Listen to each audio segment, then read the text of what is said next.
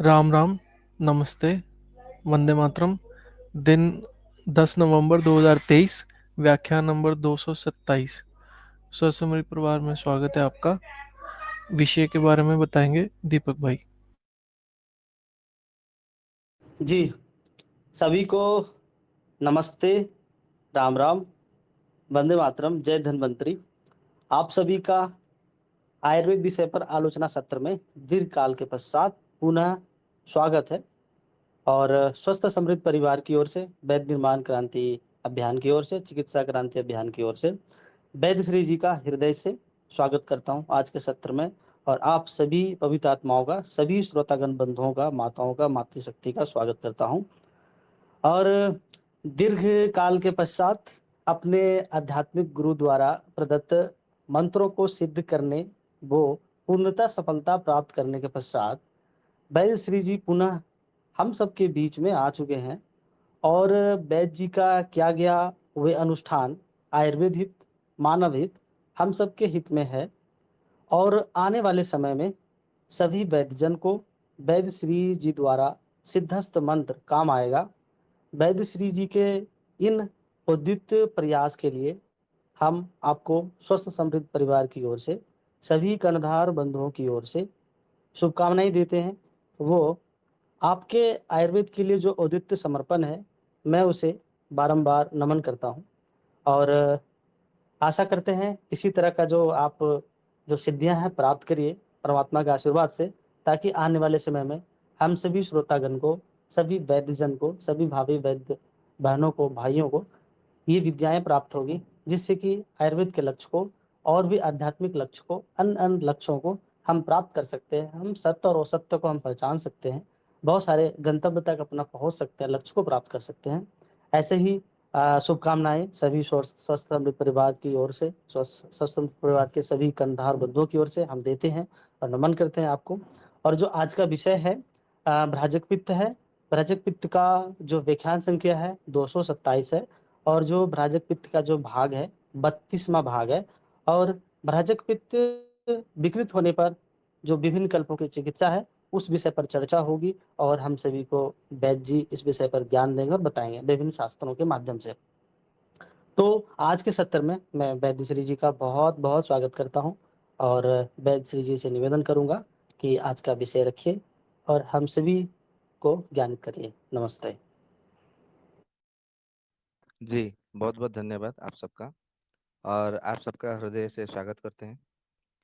सर्वप्रथम अपने माता-पिता के चरणों में, अपने श्री गुरुवर की जय श्री चरणों में, तथा आयुर्वेद के जनक भगवान श्री धन्वंतरि जी को नमन, स्मरण, चिंतन, मनन करते हुए आज की चर्चा को हम आगे बढ़ाते हैं। आज तो अब की बार जो है बहुत अधिक मात्रा में अंतराय आ गया। इतना अधिक मात्रा में अंतराय तो कभी आज तक नहीं हुआ था। परंतु कभी-कभी कार्य व्यस्तता रहती है, कुछ कार्य भी आन पड़ता है, तो जिसके कारण अंतराय हो गया। ठीक है, कोई बात नहीं। और आज जो है कार्तिक मास, कृष्ण पक्ष, वर्तमान त्रयोदशी तिथि है। दोपहर 12:37 के बाद में त्रयोदशी तिथि का भोग है, भोग चल रहा है धरती पर नहीं, पूरे ब्रह्मांड पर त्रयोदशी तिथि अभी भोग चल रहा है। तो कार्तिक मास के कृष्ण पक्ष के त्रयोदशी तिथि में ऐसा कहा जाता है कि समुद्र का मंथन हो रहा था, तो 14 रत्न उसमें से प्रकट हो गए थे, ऐसा कहा जाता है। तो सर्वप्रथम कार्तिक कृष्ण पक्ष के त्रयोदशी तिथि में सूर्योदय से लगभग 8 घटी के पश्चात भगवान धन्वंतरि जी अमृत का कलश लेकर के अपने हाथों में वो प्रकट हुए थे, ऐसा कहा जाता है। तो 8 घटी यानी कि 480 मिनट, नहीं, 8 घटी यानी कि 192 मिनट होता है। जी, 3 घंटे मतलब 1 पहर 12 मिनट ऐसा होता है। तो इसके हिसाब से जो धन्वंतरि त्रयोदशी है, धन्वंतरि जो जयंती है, व्रत है या तो उत्सव है, वो आज नहीं कल मनाना चाहिए, क्योंकि उनका जो जन्म तिथि है सूर्योदय से 8 घटी के हिसाब से वो कल पड़ता है।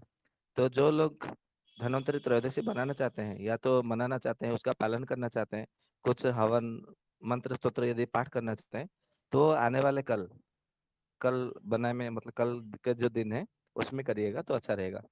तो सर्वप्रथम हम वेदोक्त मंत्र से परमेश्वर की उपासना करते हैं, स्तुति करते हैं, फिर उसके बाद में सूत्र लेते हैं और फिर जो है हम अपनी चर्चा को आगे बढ़ाएंगे।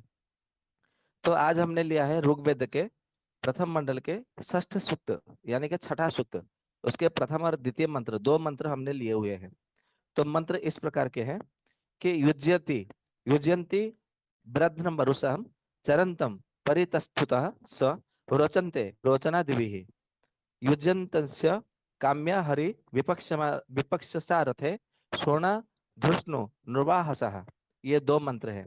इसका अर्थ इस प्रकार से कहे गए हैं कि जो मनुष्य अंग अंग में व्याप्त होने वाले हिंसा से रहित होकर के सब सुखों को करने, सब जगत को जानने व सब में व्याप्त सब मनुष्य या स्थावर जंगम पदार्थ चराचर जितने सारे जो जगत में ब्रह्मांड में भरपूर है, उस महान परमेश्वर को उपासना केवल योग के माध्यम से प्राप्त कर सकते हैं, किसी अन्य माध्यम से नहीं।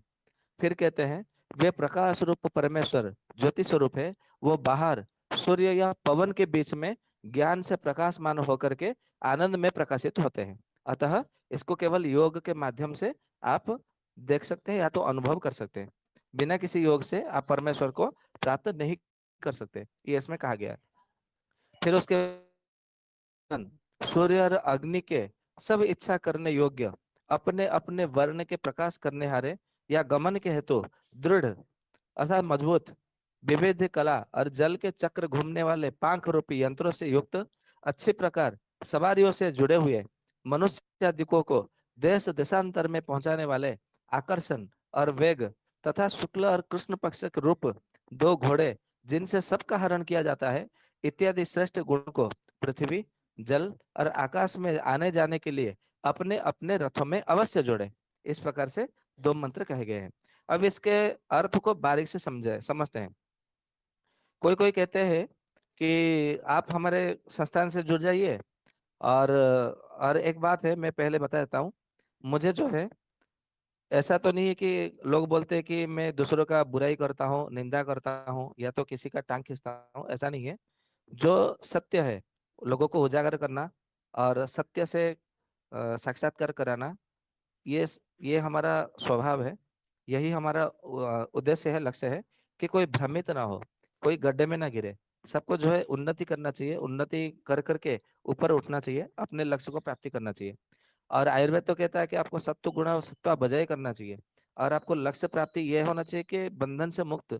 और ये आयुर्वेद के चरक संहिता के विमान स्थान में एक जगह तो ये भी कहा है कि सभी मनुष्यों का सभी ये लक्ष्य होना चाहिए कि मैं भगवान बन जाऊं। अभी भगवान का अर्थ आप लोग उसको अन्यथा में ना लीजिएगा। जब हमारा पाचोपित्त आरंभ होगा तो पाचोपित्त में ये सब उसमें रहस्य में, मतलब उसमें उन्मोचन करेंगे, उसका भेदन करेंगे रहस्य का। तो इसमें वेद में ये कहा गया है, ऋग्वेद के प्रथम मंडल के षष्ठ सूक्त में और प्रथम मंत्र में ये कहा गया है कि जो परमेश्वर है उनमें हिंसा का भाव नहीं है, और वो सबके सुखों के विषय में चिंता करते हैं, और सारे जगत में वही व्याप्त है, अंग अंग में भी वही व्याप्त है, कण कण में भी वही व्याप्त है।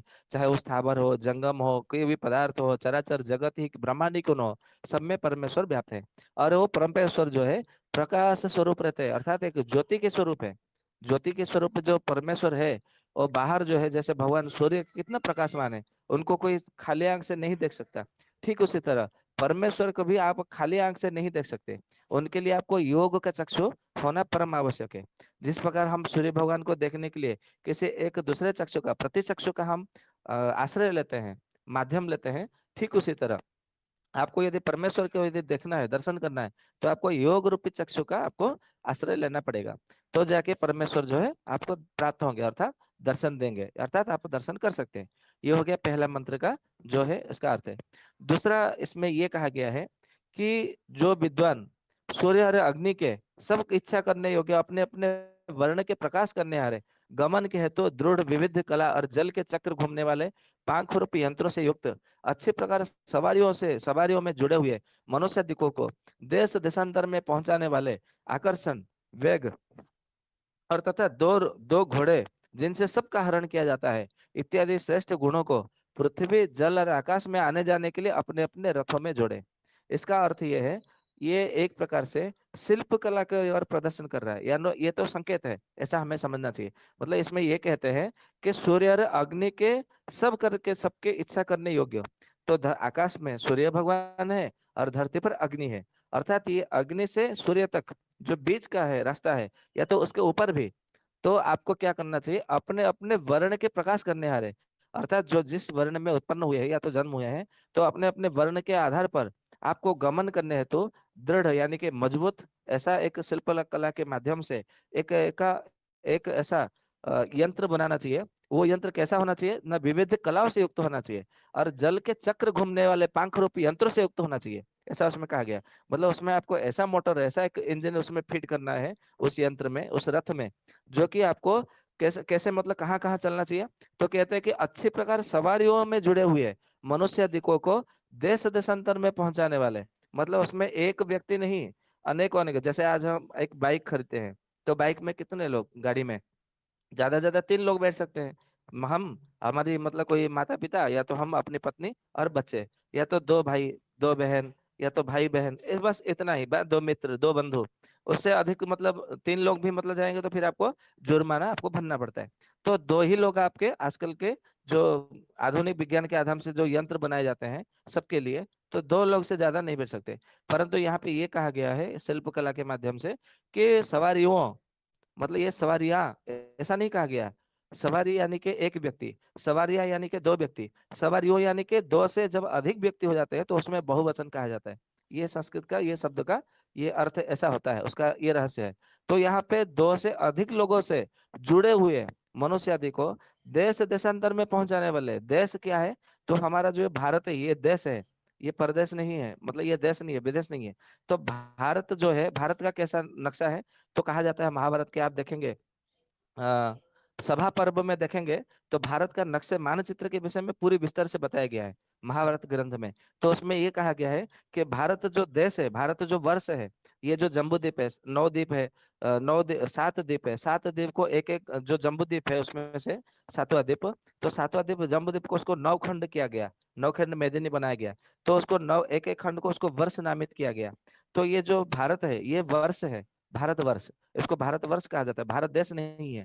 तो ये कहा जाता है देश देशांतर, मतलब एक देश से हम दूसरे देश के लिए जाएंगे, अर्थात ये भारतवर्ष से हम दूसरे वर्ष के लिए जाएंगे, तो फिर आपको क्या करना चाहिए, ऐसा एक सवारी होना चाहिए जिसमें आपको अधिक मात्रा में सवारियों को लेकर के मनुष्य आदि को देश देशांतर में पहुंचाने वाले काम होना चाहिए। और आजकल जो बाइक, जैसा भी कोई मतलब बाइक हो, आप 500 किलोमीटर चलेंगे तो आप थक जाएंगे, परंतु उसमें थकने का नाम नहीं है। क्यों थकने का नाम नहीं है, आप बोलेंगे इसमें थकने का तो बताया नहीं है, क्योंकि इसमें बताया गया कि आकर्षण होना चाहिए और वेग होना चाहिए। आकर्षण तभी होगा तब आपके, जब आपके चेहरे पे तेज होगा, जब आप आपके चेहरे पे तब तेज होगा जब आप थकेंगे नहीं। ये आपको मतलब इसका सूत्र याद रखना है। तो थका हुआ जो मनुष्य है वो निस्तेज दिखता है, तेजोहीन दिखता है, उसके तेज नहीं दिखता। तो इसमें तेजोहीन करने होने के लिए नहीं कहा गया है, आपको ऐसा यंत्र बनाना है जिसमें आपका तेज बरकरार रहे और आकर्षण का केंद्र बना रहे।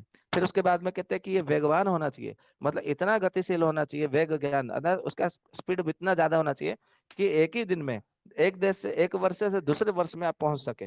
फिर उसके बाद में कहते हैं कि इसमें 2 घोड़े होने चाहिए, जैसे भगवान सूर्य के कृष्ण पक्ष और शुक्ल पक्ष के नाम के 2 घोड़े बताए गए हैं, तो उसमें भी आपके 2 घोड़े ऐसे होना चाहिए। फिर जो है सबका हरण कर देता है। तो क्या हरण कर देता है, तो कहते हैं कि उसका सबका हृदय मन को वो हरण कर देता है, क्योंकि आप आकर्षण और वेग के केंद्र बिंदु बन जाते हैं। फिर उसके बाद में कहते हैं उन श्रेष्ठ गुणों को धारण करके पृथ्वी, जल और आकाश में जाने और आने के लिए अपने अपने रथों में जोड़े। अर्थात आपको ऐसा यंत्र बनाना चाहिए, तो वही यंत्र जल में भी जा सकता है, गमन कर सकता है, आपको पृथ्वी में भी आप चल सकते हैं, और फिर आपको आकाश में भी आप गमन कर सकते हैं। तो ये एक प्रकार से जो है आप श्रेष्ठ मनुष्य कहेंगे, क्योंकि उसमें श्रेष्ठत्व के लिए मतलब कहा गया है कि जो विद्वान सभी प्रकार के श्रेष्ठ गुणों को धारण करता है। तो जो श्रेष्ठ गुणों को धारण करता है कौन कैसे है, तो कहते हैं कि जो आकाश पृथ्वी जल से, जल के मार्ग में वो देश देशांतर में भ्रमण कर सकता है। तो इसका तो केवल संकेत दिया गया है, इसका रहस्य जो कैसा है वो सब अन्य अन्य ग्रंथों में इसका हो सकता है उसमें बताया गया हो। तो ये था आज का हमारा परमेश्वर जी की स्तुति करना। अब हम आगे बढ़ते हैं, जो कि हम प्रतिदिन एक सूत्र लेते हैं। जैसे कि आप सबको पता है कि आज आज तो नहीं, आने वाले मतलब समय में, मतलब कल भगवान धन्वंतरि जी का प्रकट दिवस है, ऐसा कहा जाता है। क्योंकि धार्मिक ग्रंथों में या तो पौराणिक कथा में देखेंगे, क्योंकि आजकल तो श्रीमद् भागवत महापुराण की बड़ी चर्चा है। हर कोई इसमें साप्ताहिक करते रहते हैं, भागवत सप्ताह का आयोजन करते हैं हर नगर में, हर गांव में। तो बड़ी चर्चा है, और ये कार्तिक महीने में तो भागवत पुराण पढ़ने की एक विशेष, मतलब विशेष एक पर्व रहता है, ऐसा कहा जाता है। तो इसमें जो कहा गया है, तो श्रीमद् भागवत महापुराण में भी भगवान धन्वंतरि के विषय में बताया गया है, समुद्र मंथन के विषय में बताया गया है। तो समुद्र मंथन में क्या है, 14 रत्न निकले हुए थे, ये सबको पता है। तो 14 रत्न मतलब क्या क्या है, तो एक मंगलाष्टक करके एक श्लोक है, मतलब मंगलाष्टक करके एक ग्रंथ है, छोटी सी ग्रंथ है, जो कि आपको कोई भी मांगलिक कार्य करने से पहले मंगलाष्टक पढ़ना का विधान है, ऐसा बताया जाता है, कहा जाता है। तो उसे मंगलाष्टक में ये 14 रत्नों को मिला करके एक श्लोक दिया गया है मंगलाष्टक में। वो श्लोक इस प्रकार से है। लक्ष्मी कौस्तुभ परिजात कसुरा धन्वंतरि चंद्रमा गावः कामदोधा सुरेश्वर गजाः रंभादि देवांगनाः अश्वः राप्त सप्तमुखो विषम हरिधनु शंखो मृतम चांबुधे रत्नानीह चतुर्दश प्रतिदिनम कुर्वन्तु सदा मंगलम। ये ये जो 14 रत्न समुद्र से मंथन से निकले हुए हैं, ये सदा मेरा मंगल करे और सभी लोगों का भी मंगल करे, इस प्रकार से उनको स्मरण करने के लिए कहा गया है। ये जो 14 रत्न क्या क्या है, सबसे पहले उसमें बताया गया कि माता लक्ष्मी प्रकट हुई है, फिर कौस्तुभ मणि प्रकट हुई है, पारिजात का वृक्ष प्रकट हुआ है, फिर सूर्य उसमें से प्रकट हुआ है, धन्वंतरि भगवान भी प्रकट हुए अमृत का कलश लेकर के, फिर चंद्रमा प्रकट हुए हैं, फिर कामधेनु गाव यानी कि गौ माता कामधेनु माता प्रकट हुए हैं, सुरेश्वर गजा अर्थात ऐरावत हस्ती प्रकट हुआ है, रंभादि 7 अप्सरा उसमें प्रकट हुए हैं, 8 अप्सरा, फिर जो 7 मुख वाला जो घोड़ा है उच्च श्रवा अश्व है वो प्रकट हुए हैं, फिर विष अर्थात जहर भी प्रकट हुआ था, हलाहल विष, और एक जो है सारंग धनु जो है वो प्रकट हुआ था, और शंख भी प्रकट हुआ था, और अमृत भी प्रकट हुआ था, और क्या प्रकट हुआ था। तो इस प्रकार से जो है 14 रत्न प्रकट हुए थे। तो ये सारा का सारा जो 14 रत्न है, ये मेरा मतलब हमारा कल्याण करे, हमारा प्रतिदिन मंगल करे, इस प्रकार से जो है ये कहा जाता है। अभी समुद्र मंथन के समय में कैसे निकले थे, ये तो आज के समय में एक चुनौती भरा एक आह्वान है, कि कोई पूछेगा तो समुद्र से कैसे कोई मतलब इतने सारे निकल सकते हैं, ये तो संभव नहीं है। हालांकि वो कैसे है वो अलग विषय हो जाएगा, परंतु हमने कहा कि ये पुराणों में कथाओं में वर्णन है, इसलिए मतलब हमने केवल नाम लिया है। तो धन्वंतरि भगवान जो प्रकट हुए थे, ऐसा कहा जाता है कि भगवान विष्णु के अवतार है। जो 24 अवतार बताया गया है श्रीमद् भागवत महापुराण में, जो आजकल हमारे भारत में हिंदू मान्यता के अनुसार बड़ा प्रचलन है, तो उसमें 24 अवतार जो बताया गया है, उसमें से ये एक प्रकार से अवतार है, ऐसा कहा जाता है। तो उसमें और एक बात है, हम एक ग्रंथ पढ़ रहे थे, ग्रंथ का नाम है वैद्य गौरवम। ठीक है, तो वैद्य गौरव नाम का जो ग्रंथ है, अभी ये ग्रंथ किसने लिखा है अभी हमें ध्यान तो नहीं है, स्मरण नहीं है, परंतु ये संस्कृत भाषा का ही ग्रंथ है, उसमें आयुर्वेद का ही ग्रंथ है। उसमें ये कहा गया है कि समुद्र मंथन जब प्रकट हुए मतलब हुआ था, तो उस समय भगवान धन्वंतरि जी अमृत का कलश लेकर के प्रकट हुए थे, इसमें कोई संदेह नहीं है। और अमृत बनाने के लिए उन्हें 4 युग का समय लगा था। ये वैद्य गौरव नाम का जो ग्रंथ है उसमें बताया गया है। और उसी ग्रंथ में ये बताया गया है कि जो भगवान धन्वंतरि जो हाथ में जड़ी बूटी लेकर के जो कुछ चित्रों में दिखाया जाता है, ये जड़ी बूटी कोई और नहीं, ये साक्षात हरितकी है। इसलिए भगवान धन्वंतरि जी को पिता के मंत्र रूप से माना जाता है। तो हरितकी पौधा को, क्योंकि उन्होंने अपने संग लेके आए थे, तो उसे अपने माता का स्वरूप में बताया जाता है। उसका ये एक प्रकार से आप कह सकते हैं कि उसका उपमा दिया गया है, या तो तुलना किया गया है, या तो फिर उसका कोई अलंकार के माध्यम से भी दिया गया, आप अपने हिसाब से उसको समझ सकते हैं। तो उसमें कहा गया है कि जो कुमार पूर्णिमा है, जो आश्विन महीने का जो पूर्णिमा तिथि है, उस दिन चंद्रमा प्रकट हुए थे, शरद पूर्णिमा के दिन। इसलिए शरद पूर्णिमा को चंद्रमा का क्योंकि जन्म जयंती होता है, मतलब जन्मोत्सव होता है शरद पूर्णिमा के दिन, तो इसलिए देखेंगे तो चंद्रमा का जो 16 कला है, वो उस दिन पूरा का पूरा 16 कला उनके पास में विद्यमान रहता है। बाकी किसी और पूर्णिमा के दिन उनमें वो सारे की कलाएं नहीं रहती। फिर उसके बाद में कहते हैं, जो द्वादशी तिथि है, कार्तिक के कृष्ण पक्ष द्वादशी है, उसमें कामधेनु गाय प्रकट हुआ था। फिर त्रयोदशी तिथि में धन्वंतरि जी प्रकट हुई थी। फिर चतुर्दशी तिथि को माता काली प्रकट हुई थी, क्योंकि ये शिव जी के माध्यम से मतलब कारण ऐसा हुआ था। ऐसा वैद्य गौरव का जो नाम का जो ग्रंथ है उसमें बताया गया है। और वो अपने अस्त्र शस्त्र में क्या धारण करते हैं, तो कहते हैं शंख और चक्र जो है इनका मुख्य अस्त्र है। और भी औषधि है और वो आयुर्वेद के प्रवर्तक माने जाते हैं। प्रवर्तक अर्थात प्रचारक है। वो वहां से जो करे धन्वंतरि भगवान और अधिक मात्रा में वो अधिक मात्रा में आयुर्वेद का प्रचार किए, ऐसा माना जाता है। परंतु ये जो धन्वंतरि त्रयोदशी तिथि, संस्कृत में त्रयोदशी कहा जाता है, तो उसको यदि हिंदी में या तो आंचलिक भाषा में देखेंगे तो उसे तेरस के नाम से जाना जाता है। कहा जाता है ना, प्रतिपदा को ये पढ़ो ऐसा कहा जाता है। दूसरे द्वितीय तिथि को तीज या तो बीज ऐसा कहते हैं। ठीक उसी तरह तृतीय तिथि को त्रिज के नाम से जाना जाता है। चतुर्थी तिथि को चौथ के नाम से जाना जाता है।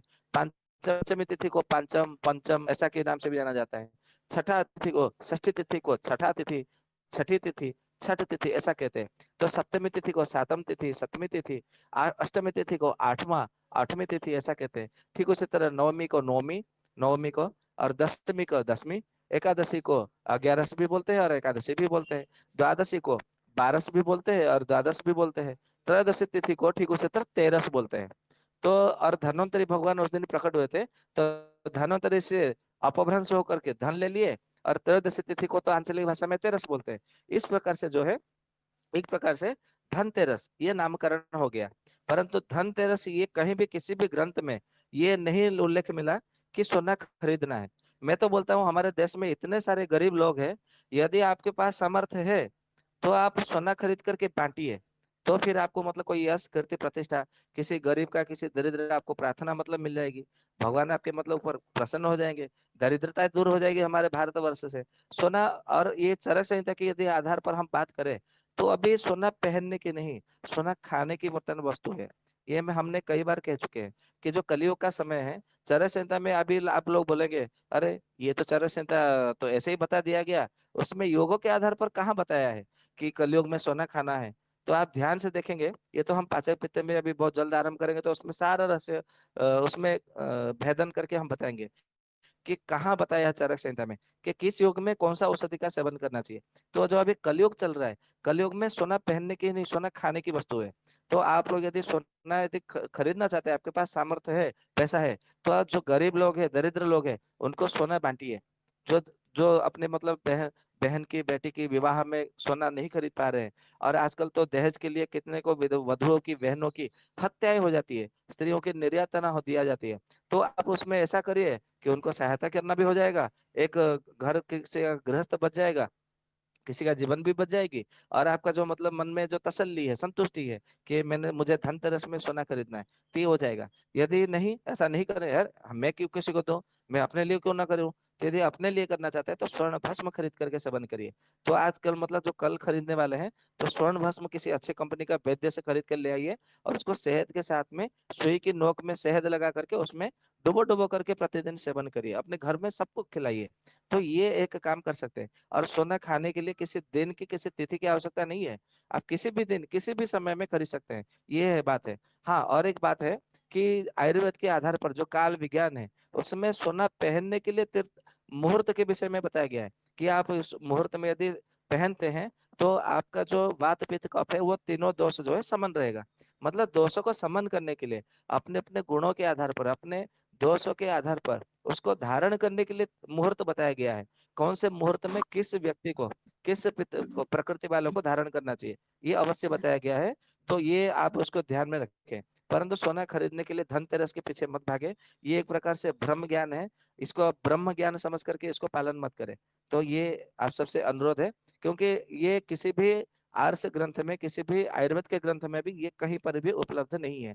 तो जो उपलब्ध नहीं है तो उसे क्यों मानना, उसे क्यों पालन करना, ये एक प्रकार से भ्रम है। आप उस भ्रम में न पड़े, क्योंकि ये आपको मालूम है अर्ध ज्ञान और दग्ध ज्ञान, ये चरक संहिता का वचन है। आयुर्वेद को आप ये मानते हैं, आयुर्वेद का वचन को पालन करते हैं, तो उस आयुर्वेद का यही मतलब विचार है कि जो देश में काल में, जो जिस देश में जिस गांव में जो बिना किसी प्रमाण के जो त्योहार या पर्व या कोई व्रत का पालन होता है, उससे चार नुकसान होता है, ये आयुर्वेद ग्रंथ में है, बताया गया है। और ग्रंथ का नाम है तार्क्ष संहिता। मैं फिर से बता रहा हूँ, जो मान लीजिए कि कोई यदि पालन कर रहे हैं, जैसे कि हम एक बार गए थे दिल्ली, तो उसमें छठ पूजा होती है, गोविंद भाई के घर पे छठ पूजा होती है।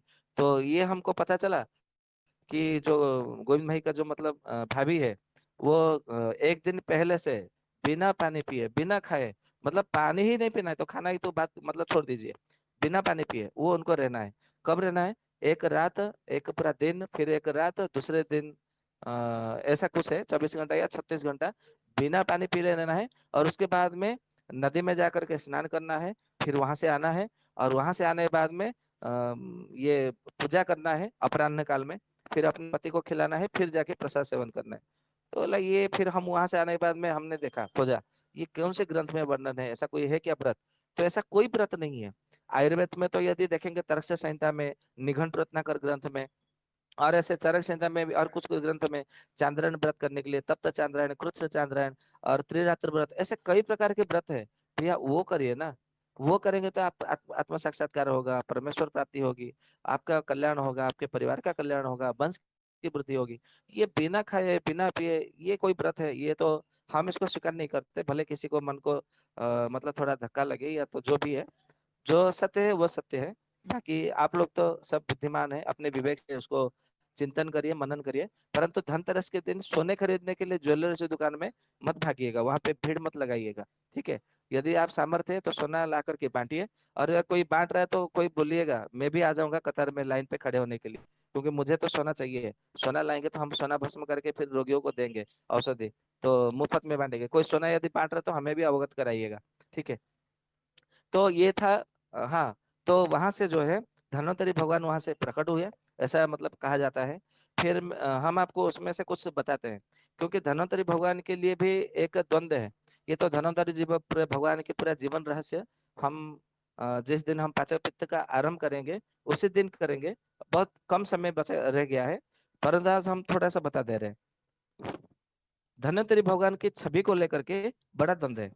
कोई बोलते कि उनका वो द्विभुज है, तो कोई बोलते कि नहीं नहीं वो तो चतुर्भुज है, वो तो भगवान विष्णु है। ये इस विषय को लेकर के बड़ा गंभीरता से बड़ा द्वंद्व रहता है, संदेह रहता है। और हम एक समूह में थे, उस समूह में तो पूरा एकदम, आज हम देख रहे थे लगभग 4 साढ़े 4 बजे, तो उसमें 3 4 लोग मिलकर के एकदम कलह जैसा मतलब परिवेश बना दिया कि अरे तुमको कुछ मालूम नहीं है, धन्वंतरी भगवान 4 हाथ का है, ऐसा है ऐसा है। तो उन्होंने पूछा कि प्रमाण क्या है?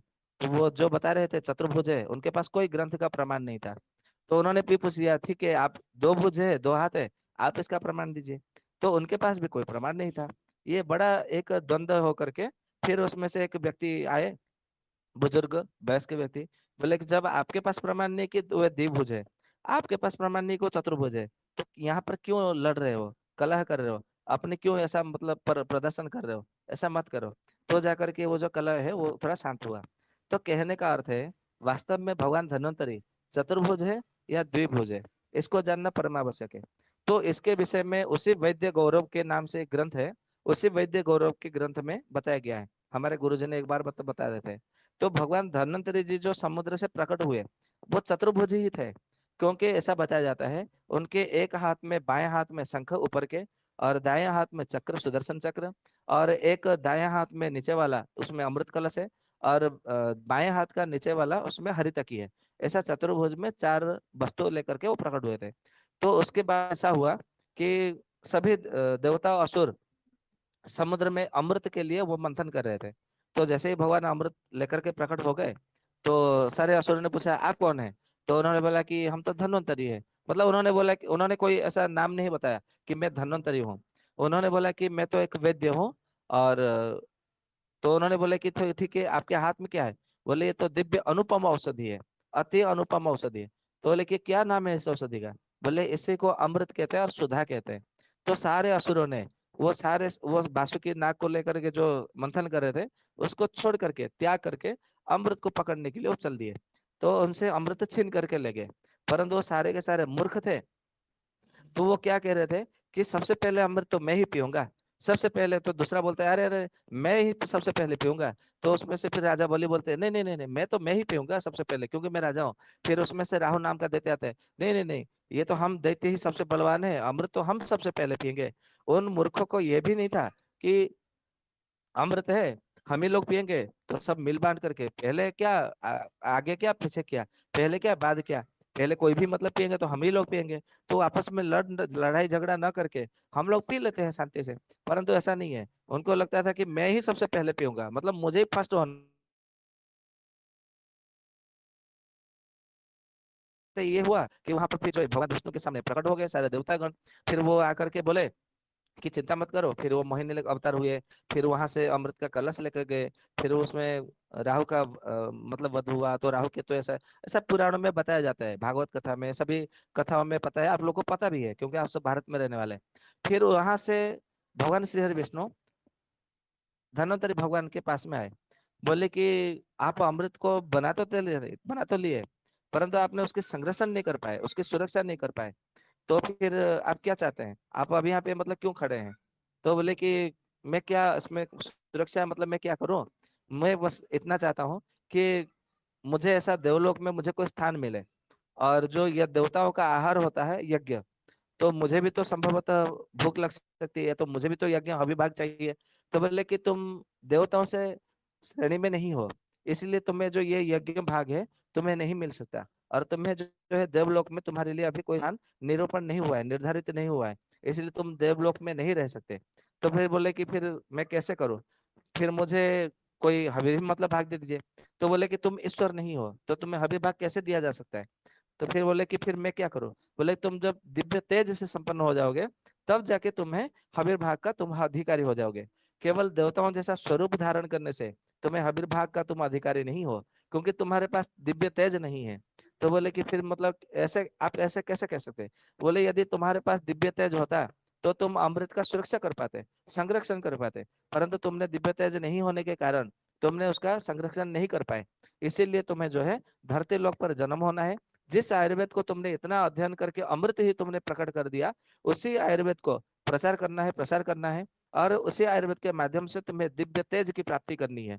उसके अनंतर तुम दिव्य तेज से प्राप्ति होने बाद में देवलोक की श्रेणी में आओगे, तब जाके तुम्हें हबीर भाग का तुम प्राप्ति हो सकते हो, अधिकारी हो सकते हो।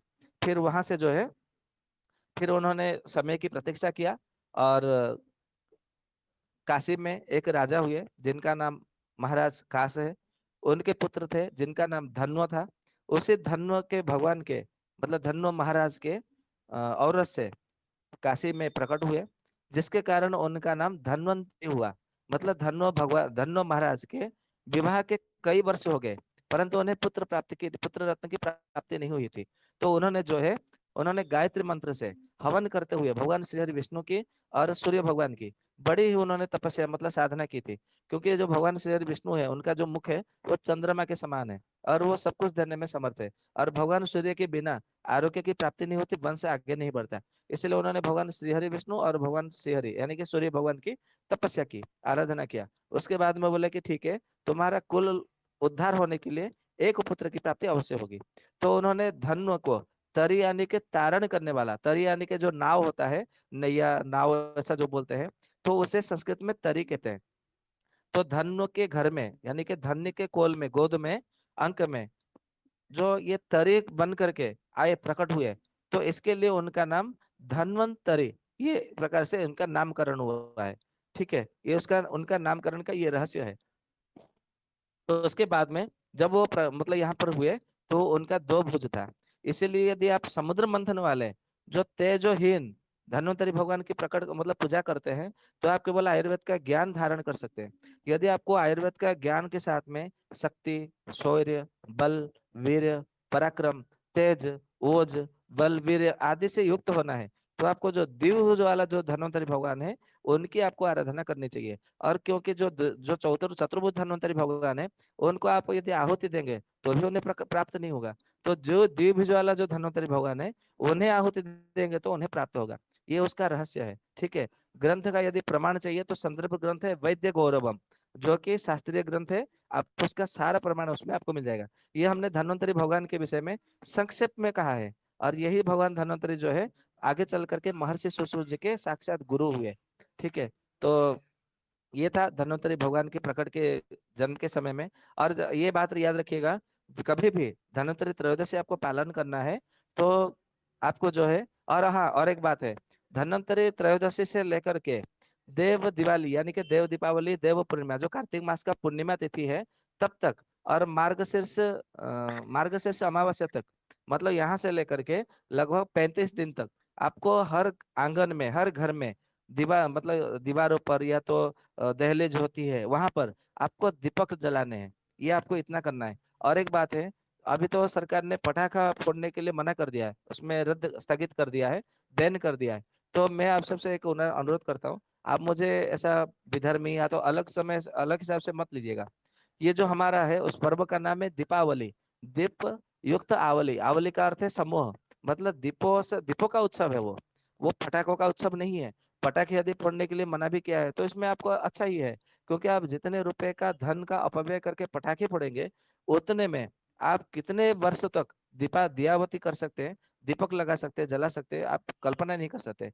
यदि देखेंगे कि मतलब किसी के घर में दीपावली नहीं पला मनाया जा रहा है, तो उनको थोड़ा दीपक और तिल का तेल है या तो एरंड का तेल उनको दे दीजिएगा। तिल का तेल देने से क्या होगा कि आपके चारों ओर एक प्रकार से जो है पवित्र वातावरण, पवित्र परिवेश फैलेगा, विस्तारित होगा। और एरंड का तेल से यदि आप दीपक जलाते हैं तो चारों ओर जो नकारात्मक शक्ति है वो नकारात्मक शक्ति दूर हो जाएगी। तो दीपक का जो जलाना है, या तो तिल के तेल से जलाए या तो एरंड का तेल से जलाए। तो आपके पास जो सब सुविधा से सहज उपलब्ध हो वो तेल का आपको दीपक जलाना है, ठीक है। कम से कम तो 14 या तो 15 दीपक होना ही चाहिए, जलाना चाहिए, ये आपको ध्यान में रखना है। परंतु ये जो झिलमिल झिलमिल जो लाइट, जो बिजलियां है, जो बल्ब जो होते हैं हरे नीले पीले किले काले लाले जो भी है, तो वो मत लाइएगा, क्योंकि वो उसको लाने से आपका मतलब कोई ऐसा उन्नति नहीं होने वाला है, और उससे जो है मच्छर ज्यादा आने लगते हैं। परंतु दीपक जलाने से एक प्राकृतिक परिवेश का निर्माण होता है, एक अच्छी सकारात्मक परिवेश ऊर्जा प्राप्त होता है। तो ये करिएगा। तो धन्वंतरि त्रयोदशी से यहाँ से लेकर के मार्गशीर्ष अमावस्या तक ये आपको दीपक प्रतिदिन जलाना है, या तो तिल के तेल से या तो एरंड के तेल से, ये आपको प्राप्त मतलब करना है। ये तो था हमारा सूत्र के आधार पर धन्वंतरि भगवान के आराध्य करने का। और आप सबको धन्वंतरि त्रयोदशी का जो तिथि है, धन्वंतरि भगवान की प्राकट्य तिथि, इसका आप सबको बहुत बहुत हृदय से अभिनंदन, शुभकामनाएं। और भगवान धन्वंतरि जी की कृपा से आपके घर में सदा परिवार में स्वस्थ मस्त रहे, निरोग रहे, दीर्घायु हो, और आप सबका जो बल बुद्धि वपु है, तेज है, वो जो है सदा आपको प्राप्त रहे। अभी हम बात कर रहे हैं एक सिद्धियों की, क्यों जो हम प्रतिदिन सिद्धियों की बात करते हैं।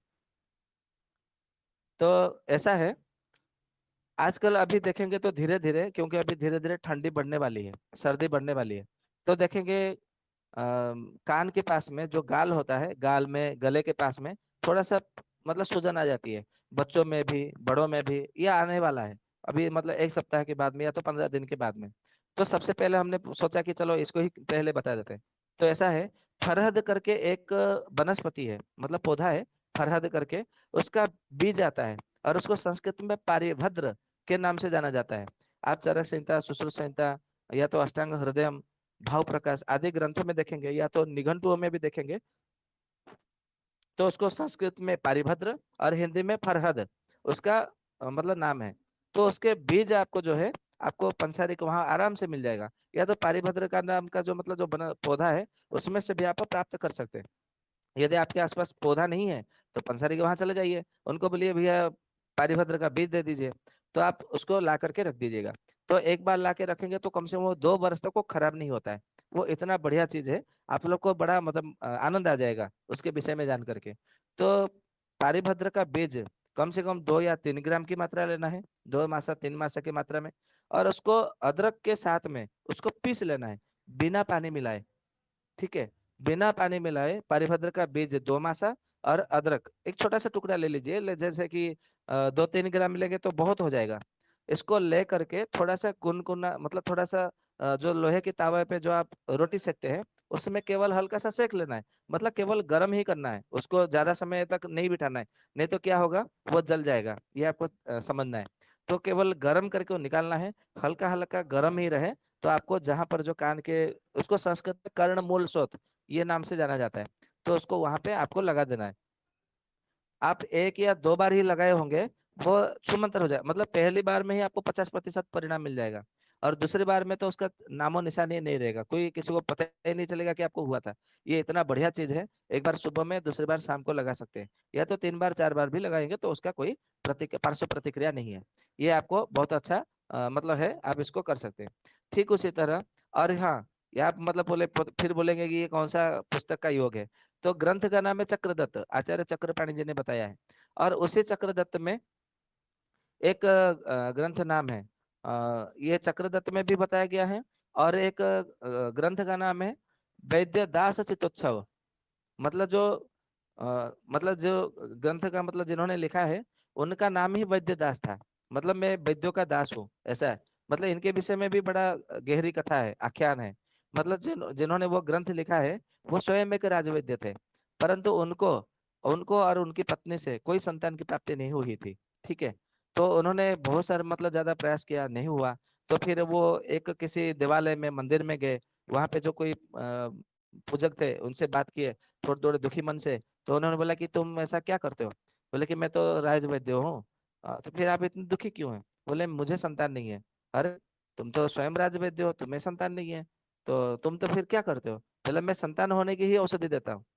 बोला अरे, ये विधाता की कैसी लीला है क्या चमत्कार है, क्या है, मतलब ये माया है। जो स्वयं दूसरों को, संतानों को मतलब संतान प्राप्ति कर लिए औषधि देता है, वो स्वयं संतानहीन है। अच्छा एक बात बताओ, मुझे संदेह हो रहा है, वो पुजारी पूछ रहे हैं मंदिर का। अच्छा मुझे एक बात बताओ, आज तक तुमने जितनों को औषधि दिए है, क्या ऐसा कोई रोगी था जिसको संतान की औषधि प्राप्ति देने मतलब औषधि देने पर भी उसको औषधि प्राप्ति मतलब संतान नहीं हुआ? बोले कि आज तक ऐसा कोई रोगी मैंने देखा नहीं जिसको हमने औषधि दिया और उसको संतान की प्राप्ति ना हुई हो। तो उन्होंने कहा कि तो फिर यही औषधि आप अपनी पत्नी को क्यों नहीं देते? बोले कि वो हमने कितने बार प्रयास कर लिए, परंतु हमें परिणाम नहीं मिलता, लाभ नहीं मिलता। बोले अच्छा, ठीक है। तो अभी आप क्या विचार करते हैं? तो फिर आप किसी और वैद्य से जाइए। तो बोले कि तो फिर हम आपके पास आए, आपके पास कोई जानकारी हो तो बताइएगा। तो उन्होंने बोला कि ठीक है, आप एक काम करिए, आप मानेंगे तो हम बताएंगे। तो उन्होंने बोला कि ठीक है बताइए।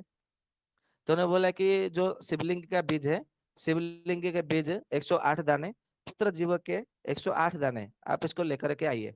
और जो काला अपराजिता है, जो नीला अपराजिता, उसके 108 फूल लेकर के आइए। और ये किसी भी सोमवार के दिन आप लेके आइएगा, या तो शनिवार के दिन, फिर हम आपको बताते हैं। तो शनिवार के दिन वो लेकर के राज वैद्य जी वो उनके पास गए। तो उनके पास जैसे ही गए हैं, तो जो 108 काला अपराजिता का फूल था, उससे उन्होंने क्या किया, भगवान शिव जी की उन्होंने पूजा कर ली, मतलब उनके ऊपर चढ़ा दिया। फिर ये जो शिवलिंग है, शिवलिंग का बीज है और पुत्र जीव का बीज है, उनको ही मतलब जो है उनको चूर्ण बना करके सेवन करने के लिए उनको दे दिया। बोले ले जाओ घर पे, अब इसको कूट करके चूर्ण बना लो। और ये जितना वजन में होगा उतने ही वजन में, तौल में अश्वगंधा का चूर्ण मिला करके तो जो है सेवन करना है पति पत्नी। और इसको जो है 40 दिन तक सेवन करते रहना है। जब ये थोड़ा सा समाप्त होने आए फिर इसमें मिला देना है, ऐसा 40 दिन तक सेवन करना है। तो उसके बाद में उनको एक पुत्र रत्न की प्राप्ति हुई। तो वो चौंक गए, अरे ये तो पुत्र जीवक हमने कितने बार सेवन किया था, शिवलिंगी हमने कितने बार सेवन किया था, अश्वगंधा और काली मूसली सफेद मूसली कितने बार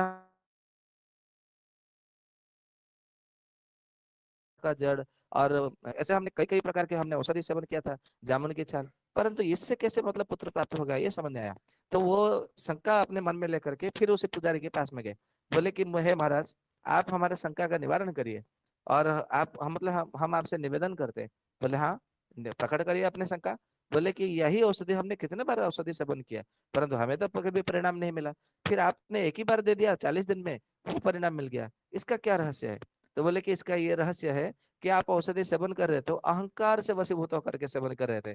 और जब आपको अपना अहंकार से जब हारना पड़ा, तो आप जब मेरे पास आए तो अपने सर को झुका करके आ पाए और हाथ जोड़ करके बोले कि हमें ये कष्ट है, हमें ये व्याधि है, तो ये कृपया इन कष्ट से, इन व्याधि से हमें मुक्त करिए, छुटकारा दिलाइए।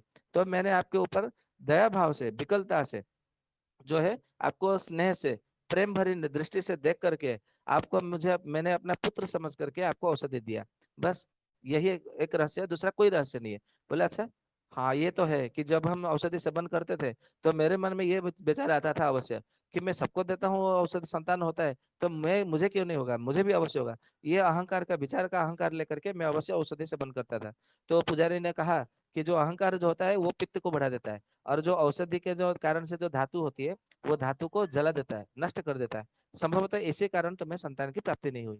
तो बोले कि ठीक है, मैं तो राजवैद्य हूँ, मैं आपको इससे और अधिक मात्रा में क्या आपको उपाधि आपको दे सकता हूँ, परंतु आपने मुझे एक नई शिक्षा दी है, इसीलिए मैं आज से आपको मैं अपना वैद्य मतलब राजवैद्य मानता हूँ, अपना वैद्य मानता हूँ, और आज से मैं आपका दास हूँ। और इसी कारण ये जो मेरा पुत्र है इसका नाम मैं आपके इसी मतलब आधार पर वैद्य दास में रखूंगा।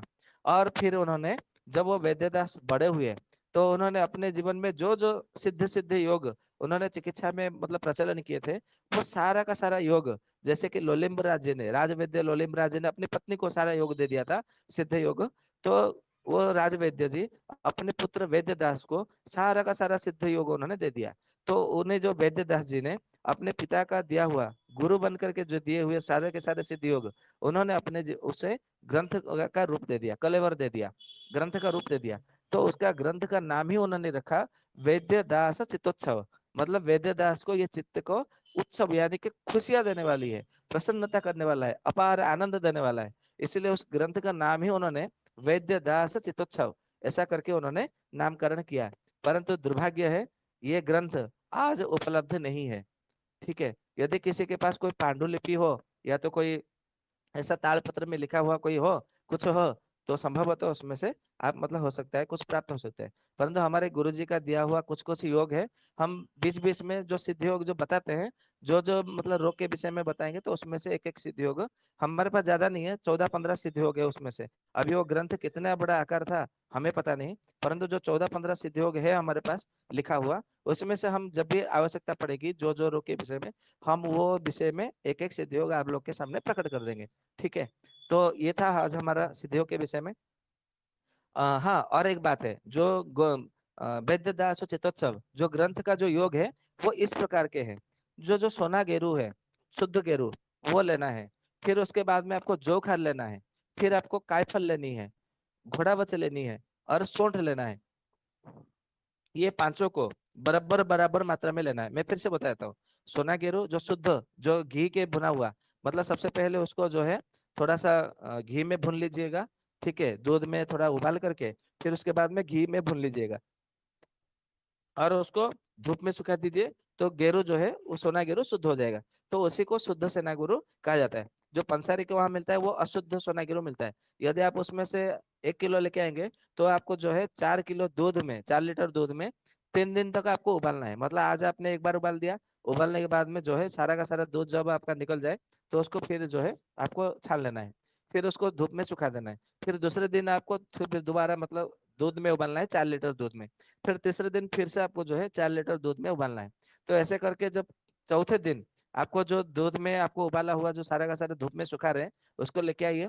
और 1 किलो यदि आपने मतलब सोना गिर लिया है तो उसमें कम से कम 100 ग्राम आपको घी चाहिए, देसी गाय का शुद्ध घी। तो सिद्ध घी से आपको भून लेना है लोहे के कढ़ाई में। तो जब सारा का सारा घी जब सोना के रूप में पूरी तरह से विलीन हो जाए और आपको जब चूर्ण के रूप में प्राप्त हो जाए, उसमें से लोहे की कढ़ाई से प्राप्त निकाल लेना है और उसको लेकर के आपको धूप में सुखा लेना है, कड़ी धूप में। सुखाने के बाद में जब सूख जाएगा तो वो शुद्ध कहलाएगा। यही है शुद्ध सना गिरु, इस प्रकार से मतलब बताया जाता है। कोई कोई वैद्य जो है उसको एक ही दिन में, एक ही बार में उसको उबाल लेते हैं दूध में, फिर उसी दिन ही घी में भून करके रख लेते हैं। परंतु कोई कोई जो है 3 दिन तक उसको उबालते हैं। ये तो अपनी अपनी है, हिसाब से इच्छा के अनुरूप है। क्योंकि आप 3 दिन तक उबालेंगे तो अधिक गुणवत्ता रहेगी, शक्ति युक्त रहेगी।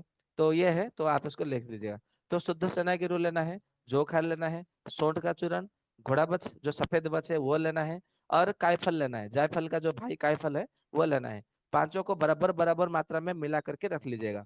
और उसको थोड़े से ले करके पानी, पानी बोल रहा हूँ, इसको तो एक चम्मच की मात्रा में ले करके सारा मिश्रण से, पांचों मिश्रण से, तो उसको थोड़ा सा चावल का जो ऊपर का जो पानी है, तो जब आप भात बनाते हैं तो उसका पेज निकलता है, तो वो पेज में गरम गरम पेज में मिला करके उसको लेप लगा दीजिए। बस 1 या 2 बार, 1 या 2 बार में ही पूरा छू मंतर हो जाएगा, अदृश्य हो जाएगा। तो ये था आज का सिद्ध योग, जो कि कर्ण मूल शोध के विषय में कहा गया है। कर्ण मूल शोध के विषय में चरक संहिता में, सुश्रुत संहिता में, अष्टांग संग्रह, अष्टांग हृदय, भाव प्रकाश में, और सबसे बढ़िया बात है माधव निदान में विस्तार से बताया गया है।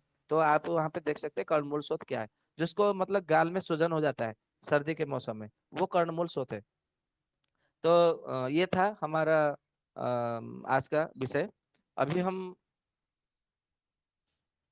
विषय को आगे बढ़ाते हैं। जो हमारा मुख्य विषय है भ्राजक पित्त का। तो आप लोग को मालूम है कि भ्राजक पित्त में, भ्राजक पित्त के विषय में उस दिन हमने चंद्रप्रभा बट्टी के विषय में कहा गया था। क्या अंतिम औषधि चंद्रप्रभा बट्टी था या और भी कुछ था? किसी को यदि कुछ पता हो तो अवश्य बताइएगा।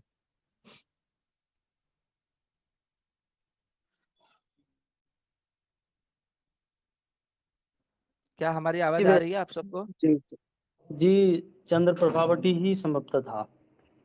अच्छा, चंद्रप्रभावती मतलब अंतिम था। जी जी जी।